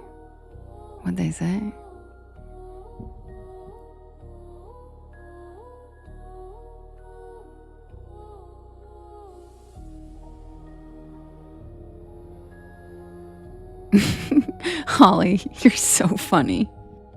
Me neither, probably.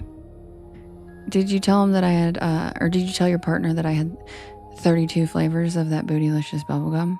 Raspberry, grape, cherry. Come and get this honey bun. Willy Wonka want to pay me? Not your average lady.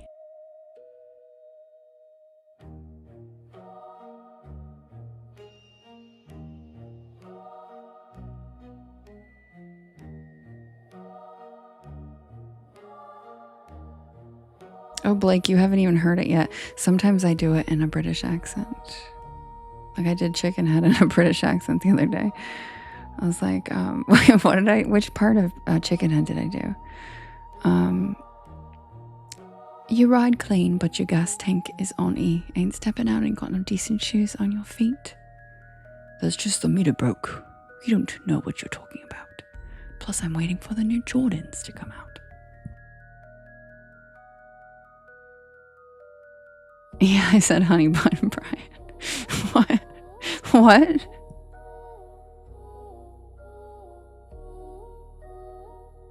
Thank you, Glossa. I appreciate that. Psycho coming in with the witch kitty. I'm a weird gal. I'm a mix. I grew up in the South. We love rap. It's part of our lives.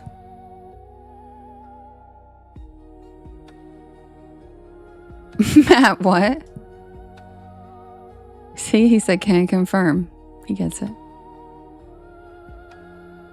Oh, I will, Skrilla. You want me to? I'll do it.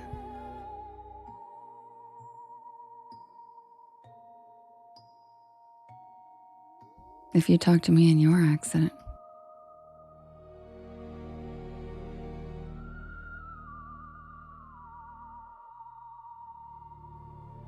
Blake said, do it.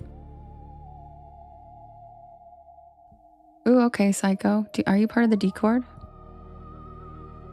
Never, Dave, never.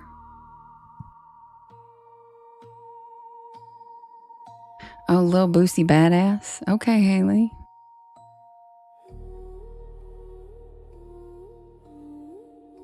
Okay, okay.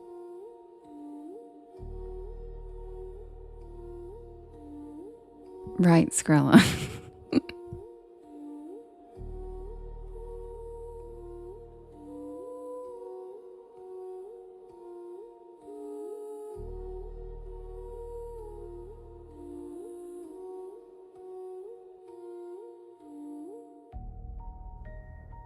Do you remember INDEPENDT Do you know that me, man?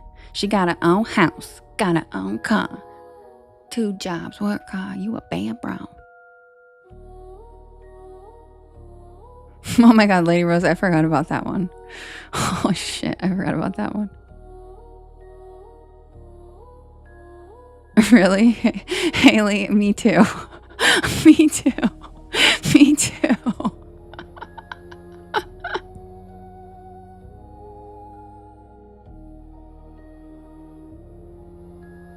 And I'm not gonna lie, when I lived in LA, I used to have 2 jobs, and I was like, that's fucking me. It's about me. And I was like crying in my car, but I was like, yeah, this is the only thing that makes me, because it was terrible to work 2 jobs. But I was like, thank you, Boosie. Thank you.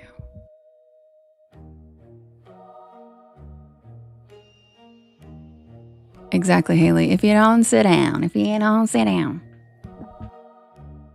But my favorite rap lyric to tell people to like fuck off, basically, is if you can't hang with the big dog, stay on the porch. Blow the whistle.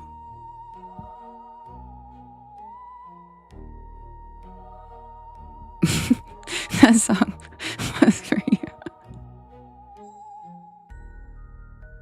At the time, I felt like it was, man. I was like, that's me, bitch.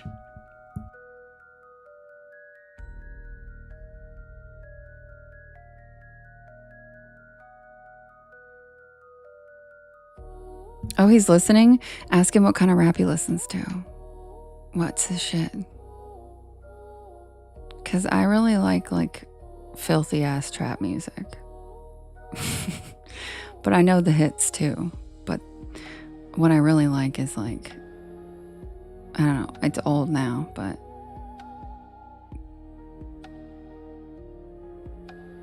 Kim, is it? Glossette says, settles in, stokes fire, sips hot chocolate. Yeah, Haley. Like, little Scrappy. Yep.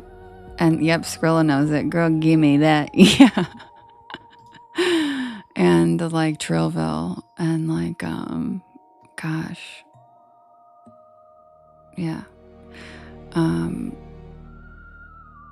I also love like, more modern stuff too, like Migos. I loved Migos. I miss them.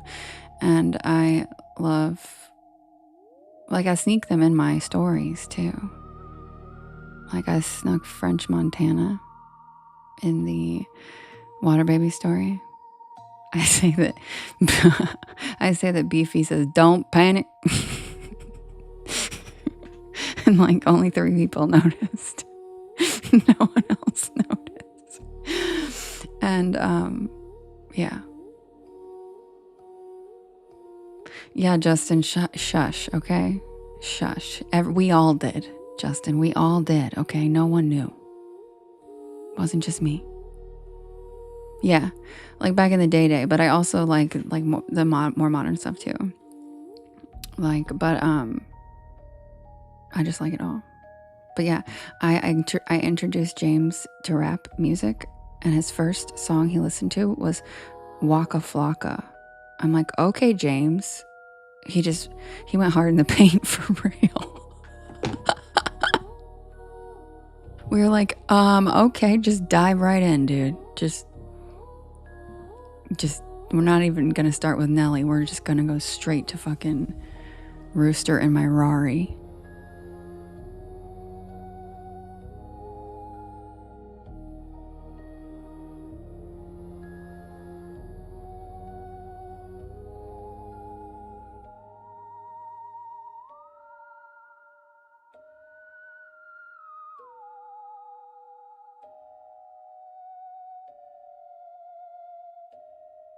I'm always kooky cannonball.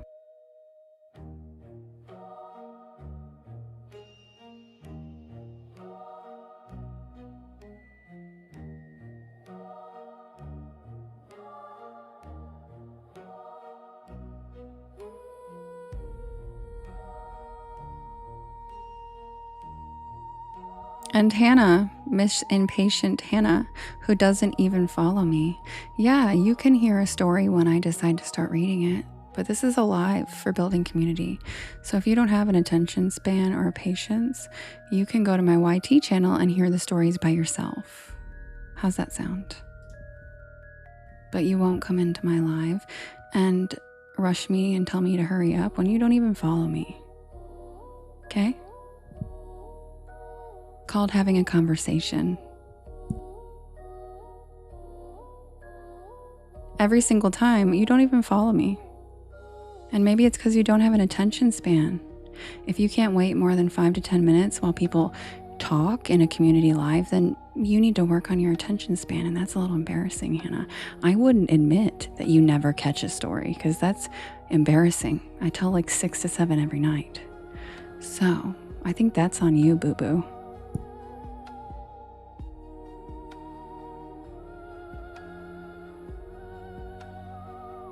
But that's not something I would admit to people because that's kind of embarrassing.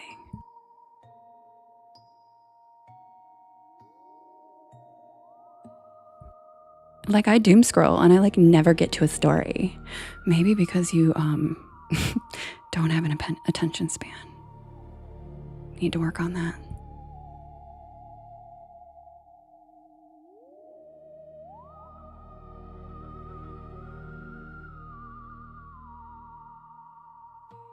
Nothing, LK. Just the usual.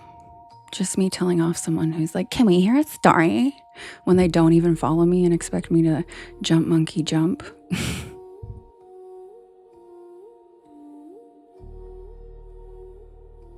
Well then, Hannah, you can get the fuck out. You fucking weirdo. You don't even follow me and you're here every night? That's fucking embarrassing. That's weird.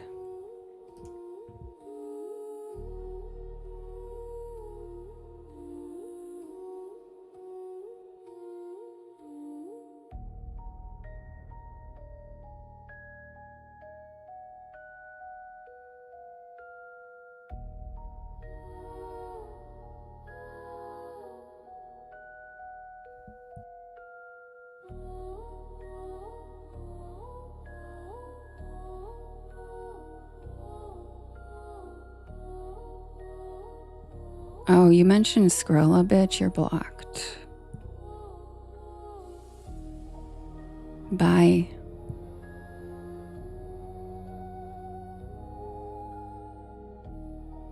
If you have a problem with Skrilla, you have a problem with me, Hannah. No, Gina, we're not talking to you. She's already blocked. This girl named Hannah.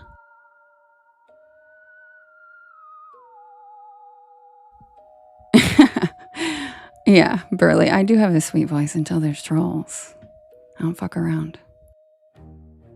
I keep this space safe and high vibration, and bitches like that can get the hell out. Because don't mistake my kindness for weakness. Hannah. Yeah, Justin loves it when I call him boo-boo. Then he knows I'm pissed.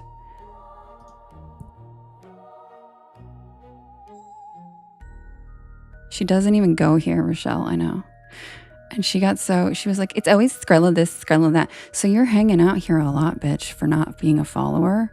That's weird. Just to talk shit. Bye. Thanks, Sky. Welcome in. Exactly, Cody. Bingo. He said, Dev's a journalism major like me. We're assholes. Yep. It's so weird, isn't it, LK? Yeah. And why are you hating on Skrilla? Are you jealous? Weirdo? Also, yes, I am literally a journalism major, so I do call this storytelling and building community. And people who demand things of people and have the doom scroll attention span, I like to shame them because I'm sorry, we're not going to put up with you people in society having zero patience and attention span, because those are the same people that road rage people. Those are the same people that fucking are rude and lines to people in public spaces. Nope. I'll say something about it. I'll correct that behavior real quick. Because people like that can fuck off. Anyway. Yeah, it's so weird that she mentioned Skrilla specifically. Like, excuse me? Are you jealous? Yeah, exactly. And how do you try to tell somebody what to do in their own life? Grim says when Devin lights someone up, it's like 2 Red Bulls and a Viagra. That's so funny. And I was not going to do it tonight. There was another asshole earlier, and you guys, I was just very nice. Remember, I was like, you're not in the right place. Okay? But this girl, she was a bitch. Oh, Will, this is just my voice. That's the thing. And Matt finds it terrifying that I'm so calm about it. Matt's always like, and if you look up Scottish temperament, give it a Goog, it literally describes that completely. It literally describes an unsettling calmness when they're angry.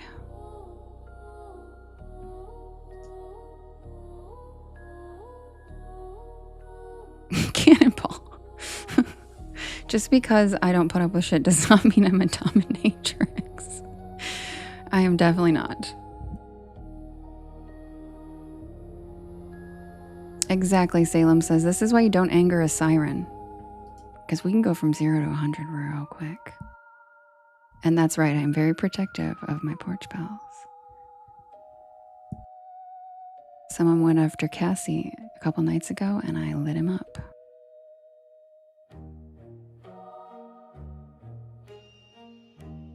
Mark Normand? No, I don't know who that is, Brandon. Who's that? Does he say that too? Wait, what? It sounds like I'm whispering in a corner. What do you mean, Skrilla? What do you mean? What do you mean? Like a Christmas tree.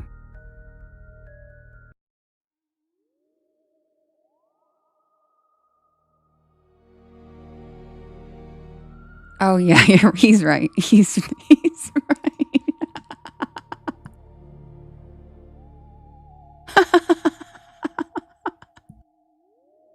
It's because I'm a teacher.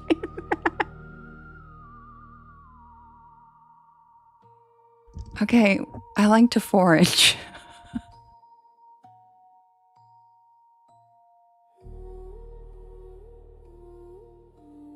Wait, your wife is from Philly and she proposed to you at a Eagles game? Wow. Wow. Yeah, I would never propose to a man. Not saying women can't do that. I'm just saying, wow. What a woman. Holy shit. It's so funny because I really am in TJ Maxx when I do that. Yeah. I always say I'm running errands. Wow, your wife proposed to you, Cody? Wow. Yeah, me neither, Rachel. I have nothing against it, but not me. Yeah, errands is code for TJ Maxx, 100%.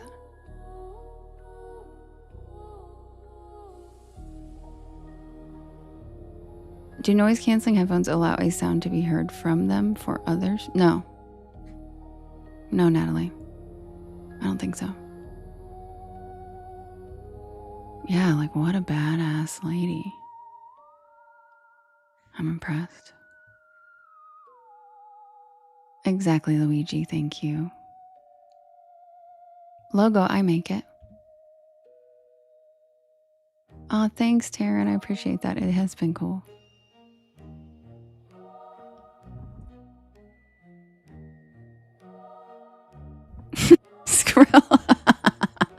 That's hilarious.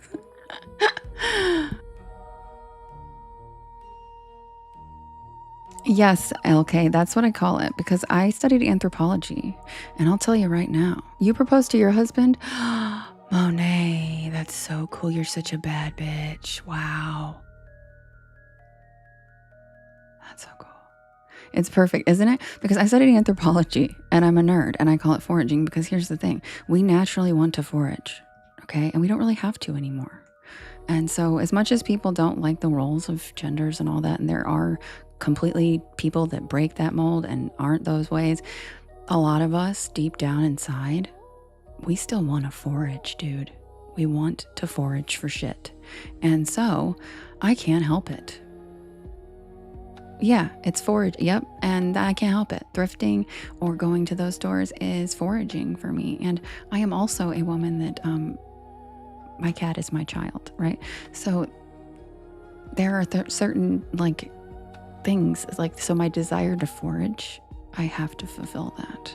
And like the funny thing is I'm not always even buying things. I'm just looking, just inspecting what the crop is, what kind of berries we've got going on here. Do I want them? No, they might be poisonous. I think I'll I'm just foraging.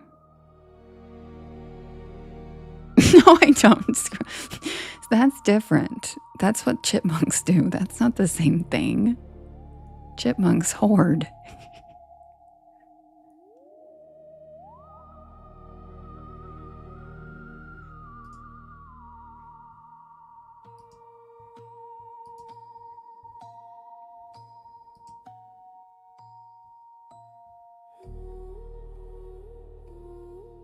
Oh, really, Celia? I do. If they don't have what I want.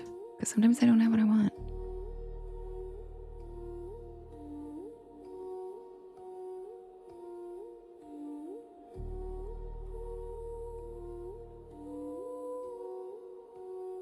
Dude, Taryn, I was just talking about how that's my favorite scary movie.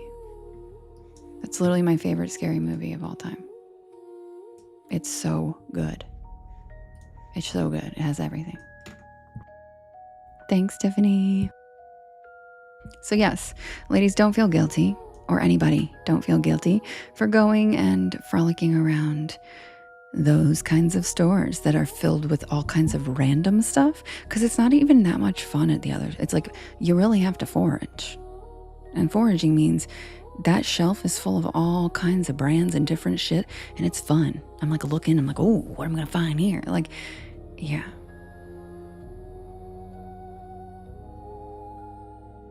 No, chipmunks are different. Yeah, chipmunks do forage, but then they stuff it places. They hoard it for winter. Exactly, Nate. Exactly. We all are built to we like to forage. We like to find things and save them in our caves.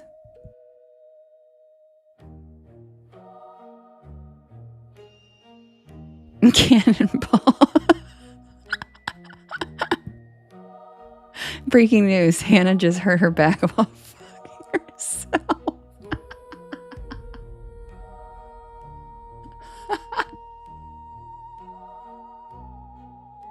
Yes, Home Goods, Lady Rose. Home Goods and Marshalls and TJ. And he's not wrong. Oh, Rachel, yeah, and Burlington. And he's not wrong when I am whispering. I am absolutely doing that.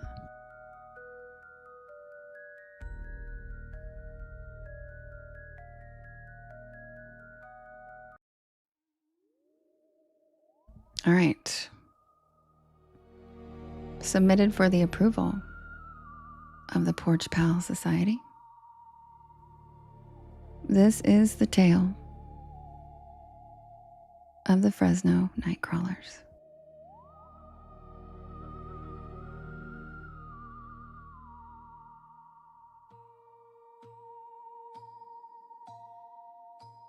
Thank you, LK.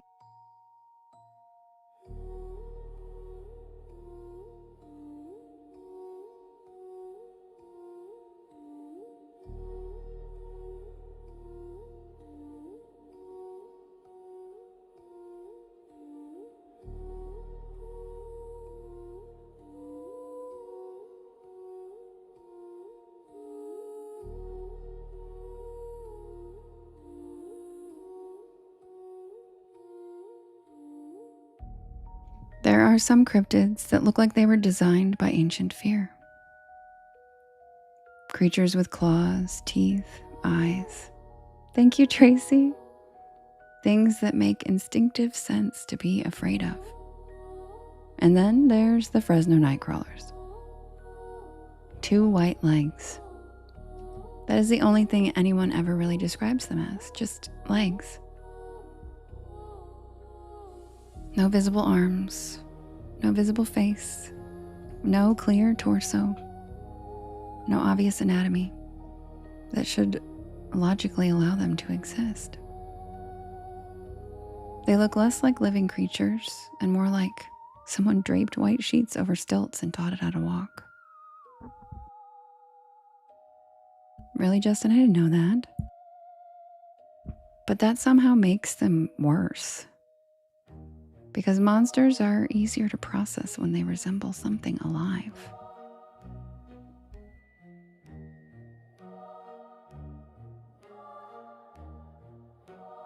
The Fresno nightcrawlers do not. They move wrong, they stand wrong, they occupy space wrong. And maybe that is why their footage has unsettled people for decades.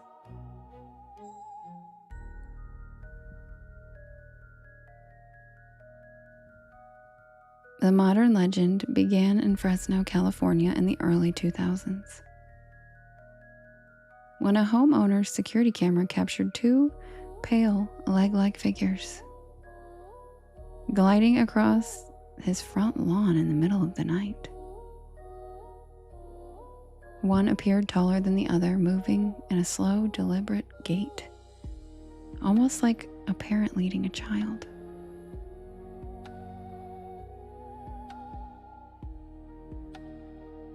The footage spread online and was initially dismissed as a hoax. But nobody could ever conclusively explain how it had been faked. Especially not with the technology available to the average homeowner at the time. Then stranger details emerged. Indigenous Yokut folklore from Central California allegedly included stories of pale, wandering beings associated with the night and with the balance between nature and man. While documentation is sparse, and some dispute whether the Fresno creatures truly connect to that folklore, the association stuck, and people began claiming the beings were ancient watchers, guardians. And then more footage appeared. Not much and never enough to prove anything, just enough to make the whole thing harder to dismiss.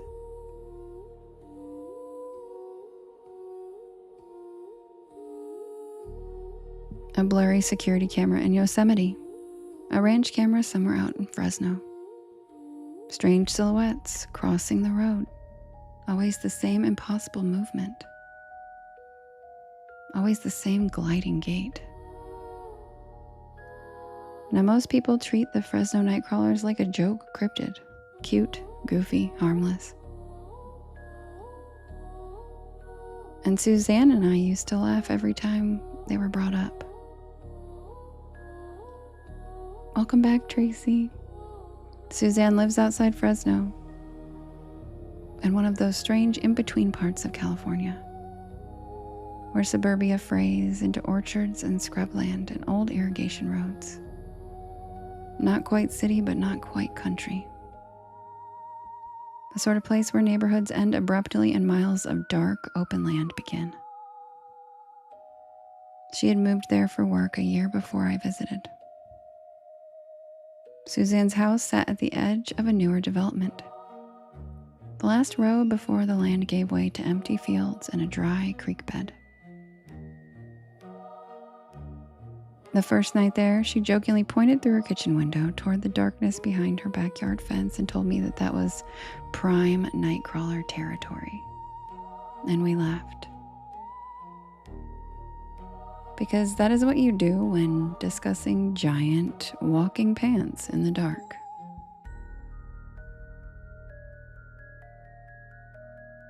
But there was something about the way she said it. Too casual, too quick.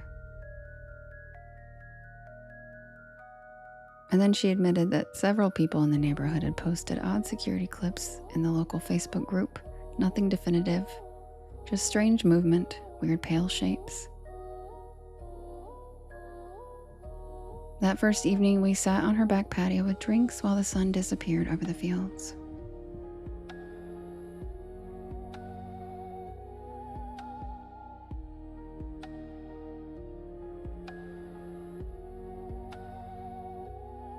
The land beyond her fence looked deceptively flat in the daylight.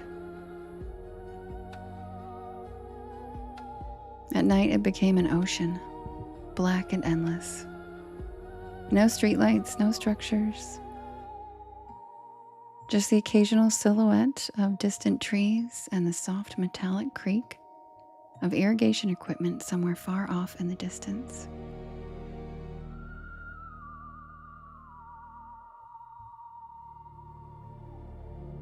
Suzanne told me that the neighborhood had a reoccurring problem of pets disappearing. Coyotes, supposedly. But no remains had ever been found. Still, nothing happened that night or the next.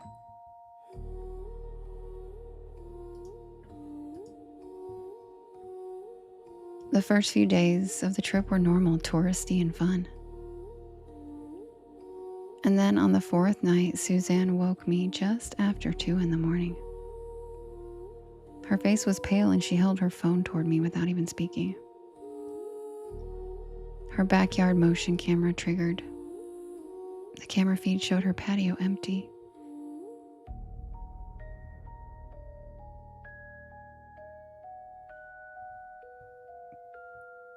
The fence was still and nothing was moving. And then, the far back corner of the yard near the fence, there was something pale that stepped into frame. At first, my brain rejected what I was seeing. It looked like 2 white columns moving. And then the shape advanced further into the infrared glow, and I realized that it was exactly what everyone had described. A creature perhaps 4 feet tall, long white legs, a small tapering upper body folded like cloth. And it walked with a horribly smooth gait, like gravity affected it differently. It crossed the yard in total silence and then it slipped out of the frame. Neither of us moved, neither of us spoke. And then the camera alert ended. I replayed it 3 times. Each viewing made it worse. Because no matter how long we stared, we couldn't figure out how it would move that way. I asked if we should call the police. Even saying it sounded absurd. What would we tell them? Hello, 911? Yeah, there's a pair of haunted pajama pants walking through my backyard. Instead, we just stayed awake until dawn with every light on in the house. The next morning, we checked the yard and there was nothing. No footprints, no disturbed dirt, no damage. And then we made the worst decision people make in horror movies, and we decided to go looking for it. Justin. Suzanne had a friend whose uncle owned farmland several miles outside town, near where one of the earliest Fresno Nightcrawler sightings supposedly occurred. I told him about my Porch Lore podcast, and he said that we could come walk the land and check things out.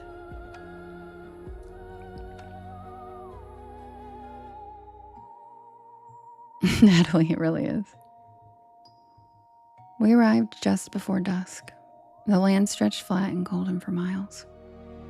Abandoned irrigation ditches, twisted valley oaks, orchards. We brought inadequate flashlights, cameras, snacks, and the brittle confidence of people who still partially believed none of this was real. By midnight, we had seen nothing. We sat near an old pump shed laughing nervously at ourselves. We are grown women, and this is ridiculous.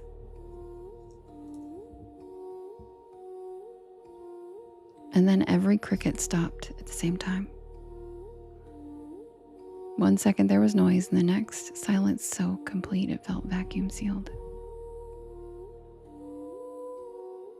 Movement caught my eye near the far fence line. And at first I thought someone had placed a white trash bag in the field. Then it moved, one shape after another, and then a third.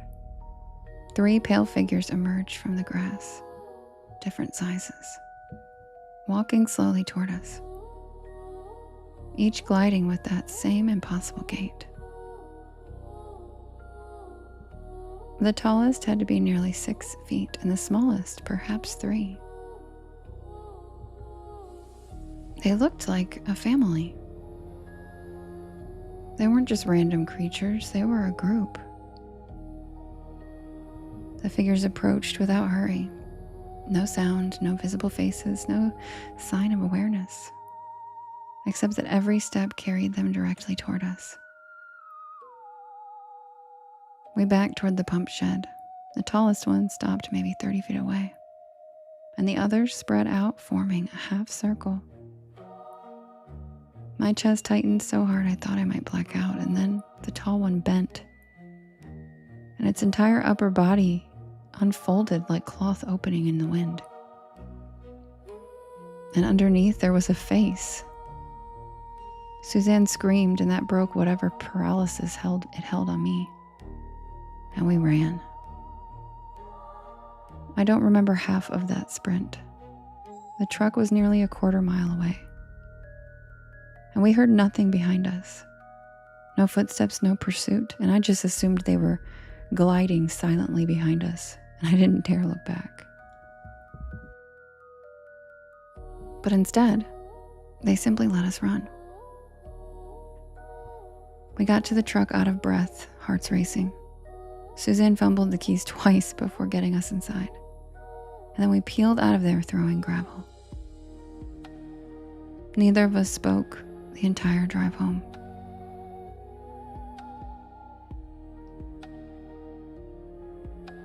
After some more research, I read that several indigenous stories describe pale wandering spirits who appeared when the land had been violated, guardians of sacred places twisted by human greed and expansion. Not hunters, not predators, judges. We built houses where they used to walk. Suzanne's neighborhood? That development was built over protected land that had been bulldozed during expansion despite protests from preservation groups. Her house stood at the edge of it, right where the field began. Some things don't haunt us because they are evil. Some things haunt us because we forget that we are the ones trespassing, and to them, we are the evil. So if you ever find yourself driving outside Fresno late at night, past the orchards, past the neighborhoods where the dark opens wide and endless, and you see something white crossing the field in your headlights, don't follow it. Just keep driving.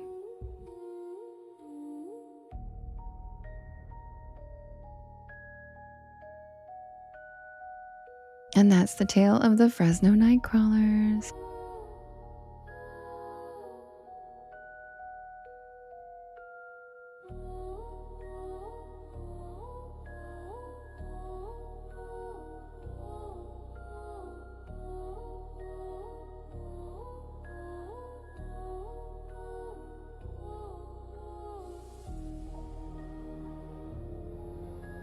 Thank you, sweet lady. Welcome in, everybody. My name's Devin, and this is Porch Lore. And I tell spooky bedtime stories to help you relax your nervous system and fall asleep. And I'm here every single night at 10 p.m. Eastern Standard Time until about 1 in the morning.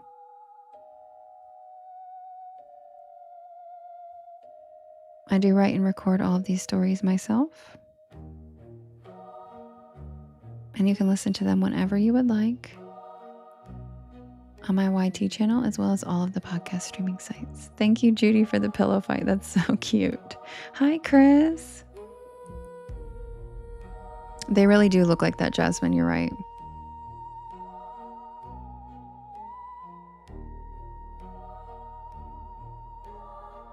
And thanks, Tiffany. Hannah Montana. Hannah Montana.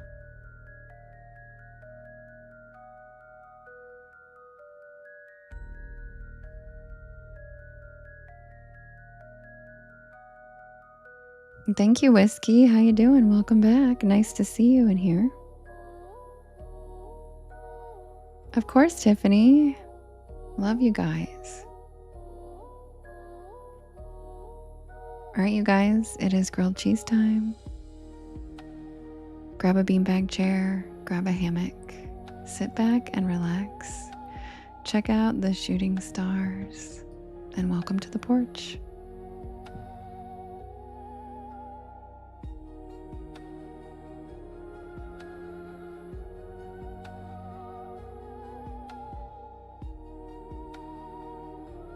Thank you, Tracy. Thank you, Brian.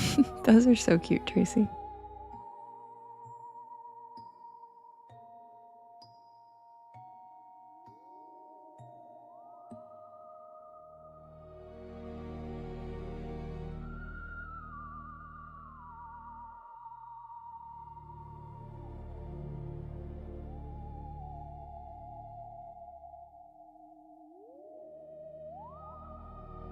Thank you, Gigi.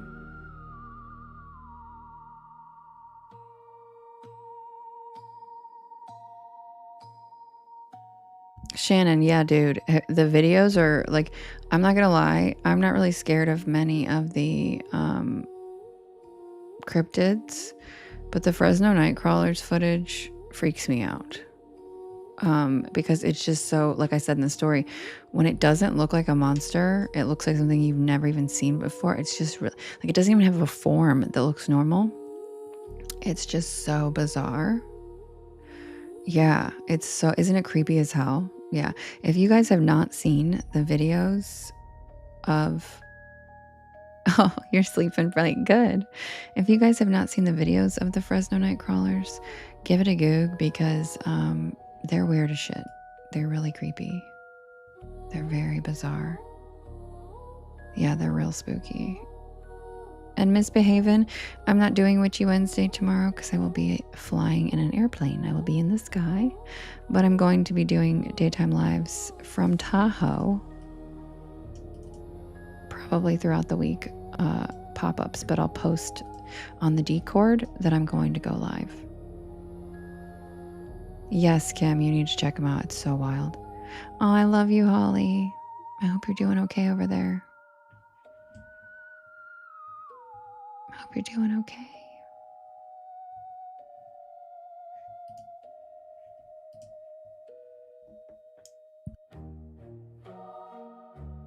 Submitted for the approval of the Porch Pal Society. This is the tale of the night shift at Sycamore Diner. Holly, I was thinking you did. I was like, why is she still there? Yes, Misbehavin'.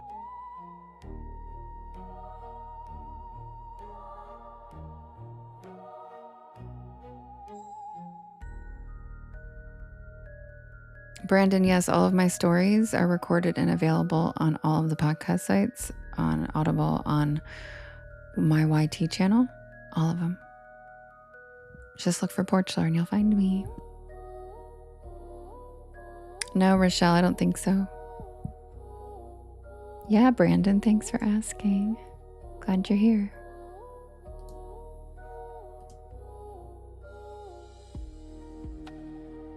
You're from Albania? Cool. Cool. What's it like there?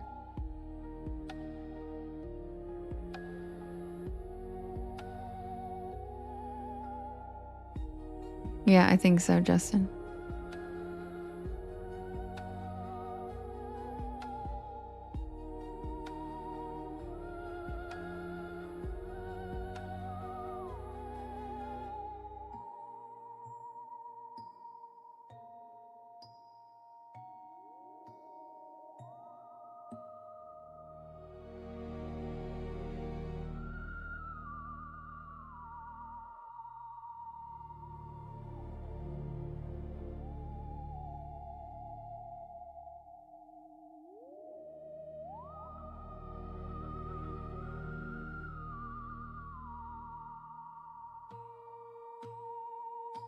Thank you so much, Brandon. Welcome. Uh-oh, Matt, are they playing, like, play fighting?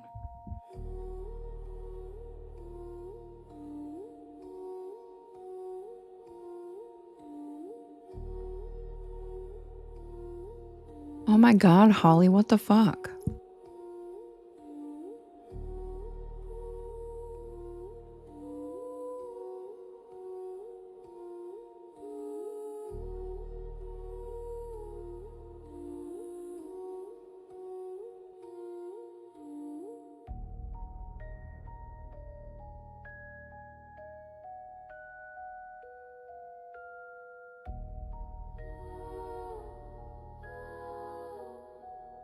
Yeah, Matt, that's what kitties do. That's normal. Just setting boundaries.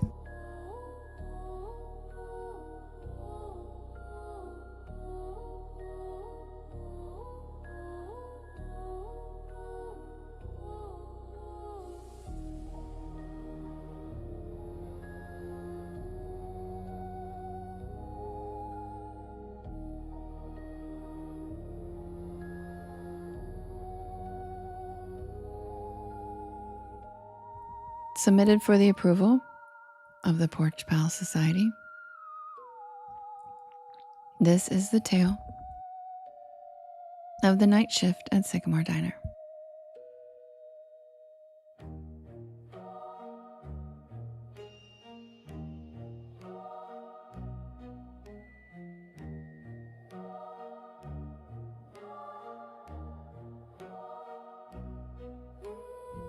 I'm not usually the kind of person who pulls over on back roads at night. Not unless I absolutely have to. But that night, something about the storm, the long drive, and that growling pit in my stomach convinced me otherwise. I was hungry.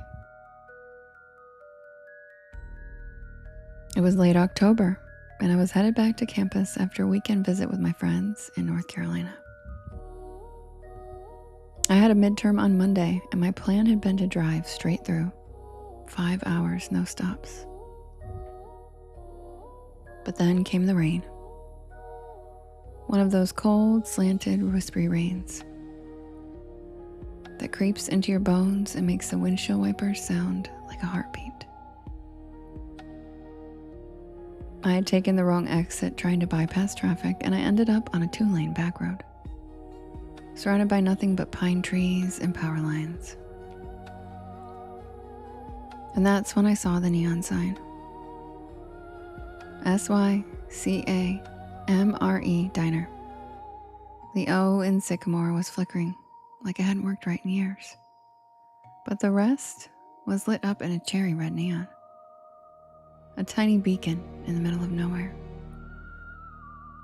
I figured I'd grab a quick bite, maybe some coffee, check my map, and get back on the highway. I still had at least 3 hours left, but I should have just kept driving. I should have known something was off the second I stepped inside. Thank you, Nick. Thank you, Whitney. Thank you, Sunshine. The bell over the door jingled, but not like a normal bell. It made this sharp, metallic ping that echoed longer than it should have. The air inside was warm, almost too warm, and it smelled like grilled onions and pancake syrup. The place looked like it had been yanked straight from 1957. Checkerboard floor, red vinyl booths, a long counter with spinning stools, even a jukebox in the corner that looked like it hadn't worked in decades. And the people, they all stopped and looked at me the second I walked in. Not in a rude way, just quiet, like they weren't expecting me. Like I had walked into the middle of a sentence that no one wanted to finish. A waitress, tall, with a beehive hairdo and a light blue uniform, smiled and waved me over. And yes, Holly, you get caught in the rain, sweetheart, she said, handing me a laminated menu. Holly, I love malt-flavored everything. I nodded, still trying to shake off that weird feeling. Yeah, the highway's a mess. She chuckled and patted my shoulder. Well, you're safe here. Sycamore's always open for travelers.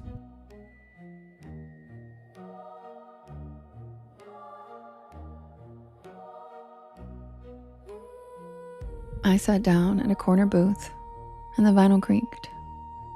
And I remember the jukebox shifted songs by itself and started playing some slow doo-wop ballad that I didn't recognize. Holly. I looked around and everyone looked normal, sort of. There was a trucker with a thick gray beard drinking coffee at the counter. A young couple whispering to each other in a booth by the jukebox. And an older woman stirring tea like she was lost in thought. But they all had this same look in their eyes, like they were there but also somewhere else. Like they were watching me out of the corner of their eyes even when they were looking down. The waitress came back with coffee, strong, hot, and surprisingly good. And I ordered a grilled cheese with fries. Simple, safe. She wrote it down with one of those clicky pens and said, "Don't worry, it's on the house tonight."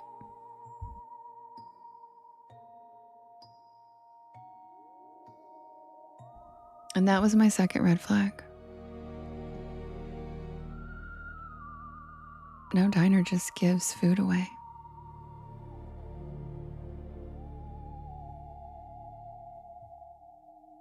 While I waited, I took out my phone to check the map.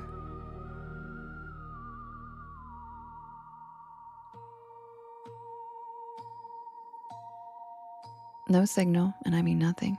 No bars, no Wi-Fi. Not even GPS.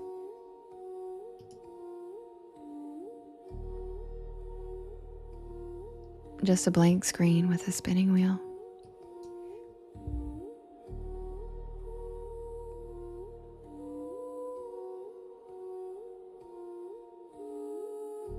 I glanced out the foggy window, and the storm was still going. But now the wind had picked up, and I could see the power lines swaying like jump ropes in the dark. But the diner stayed perfectly lit. Not even a flicker. The food came fast, too fast, like under 5 minutes. But it looked amazing. Golden bread, gooey cheese, crispy fries with a little metal cup of ketchup on the side.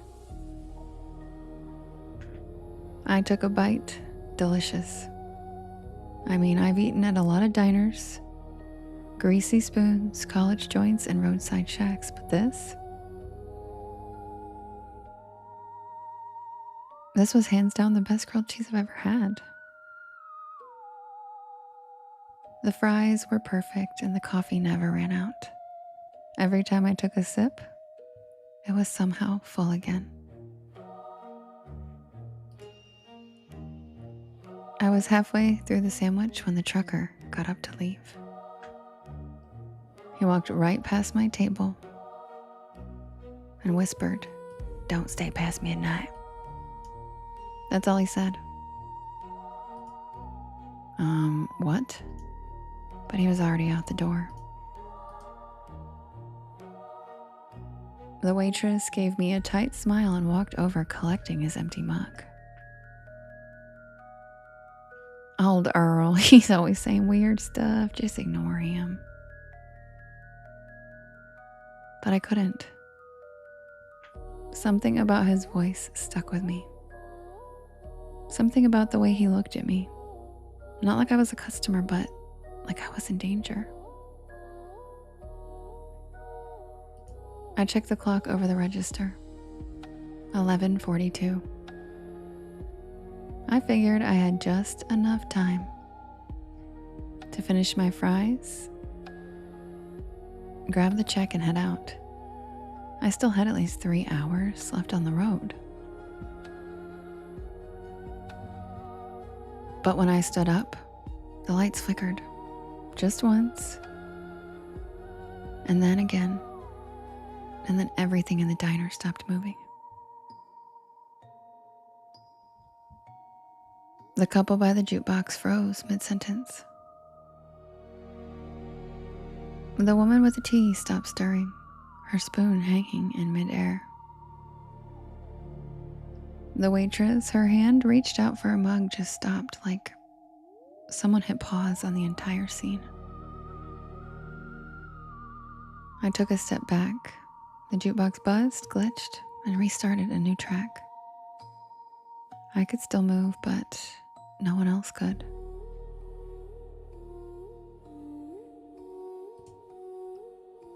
And then I heard it. Not music. Not a storm. A voice. Not coming from anyone I could see. Just a whisper that seemed to echo from the walls themselves.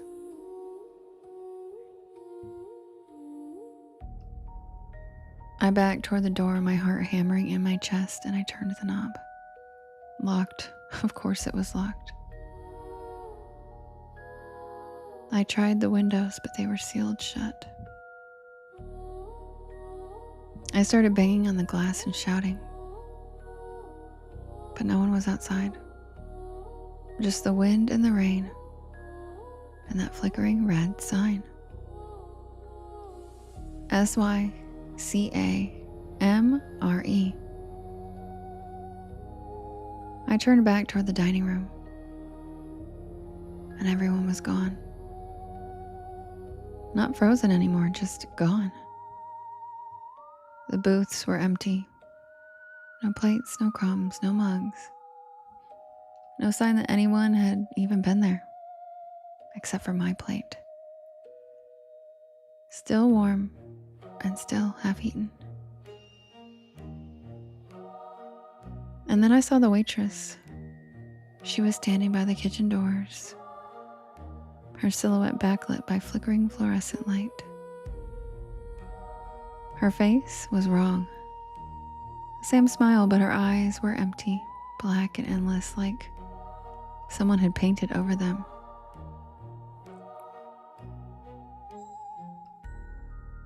"You shouldn't be here, honey," she said in that same cheerful voice. "Not yet." I stumbled back, knocking over a chair as she took one slow step toward me. "The others, they were waiting, but you just wandered in." She raised a hand and the walls began to shimmer. Literally shimmer, like heat waves on asphalt. The checkered floor rippled, and the red booths started to fade, becoming outlines and then shadows and then nothing. And then I saw it, underneath the illusion.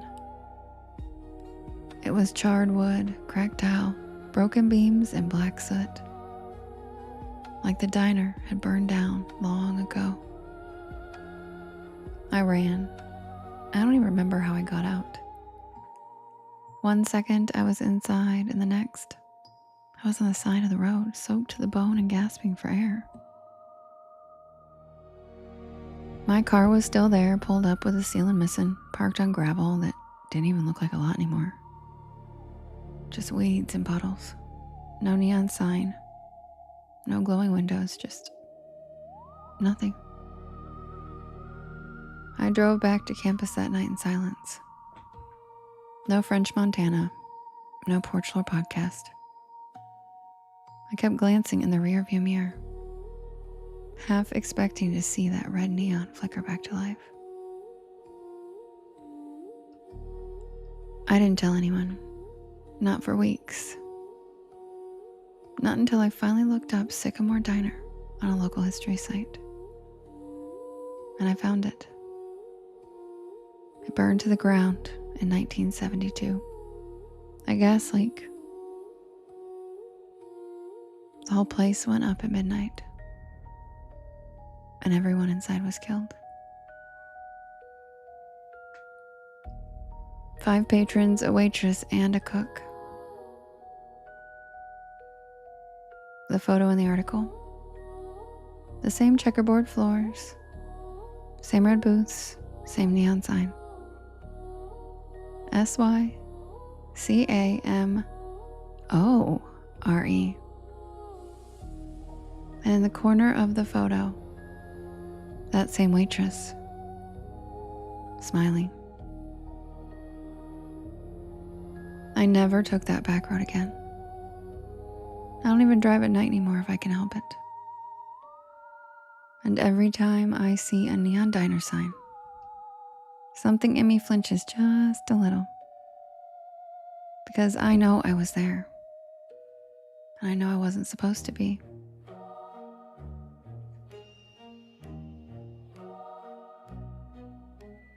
But the part that keeps me up sometimes,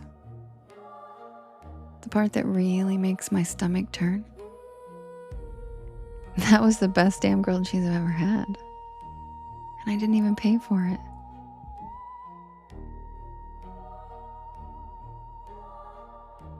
And that's the tale of the night shift at Sycamore Diner.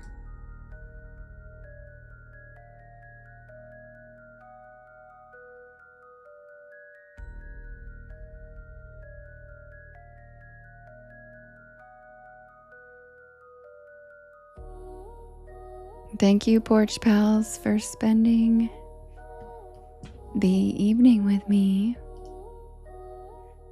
Girl, you need to get a fucking life. How many accounts are you gonna get to come in here? What a loser. My God.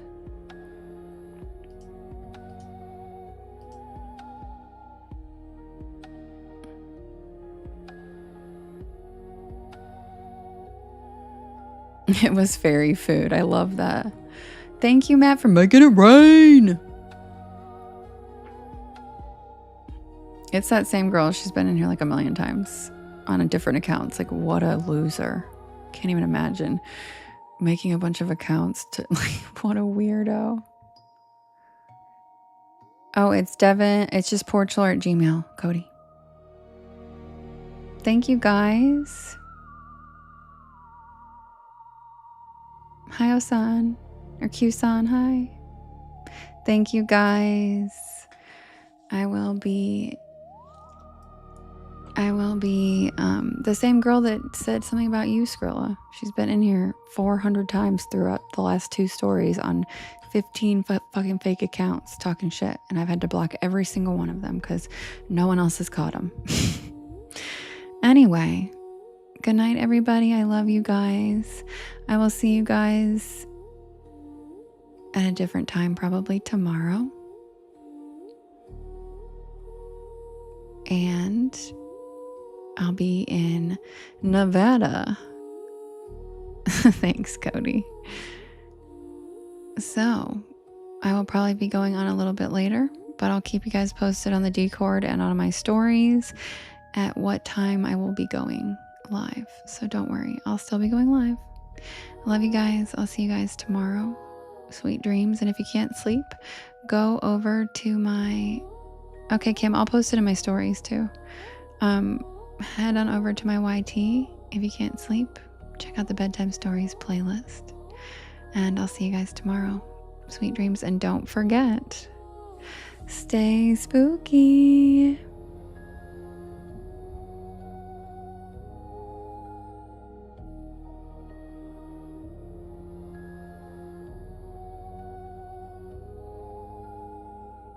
That's an interesting theory, Cody.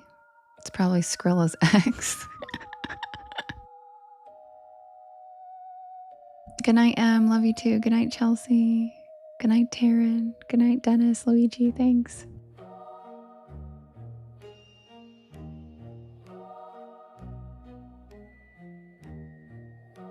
Good night, Phyllis. Good night, Kiwi.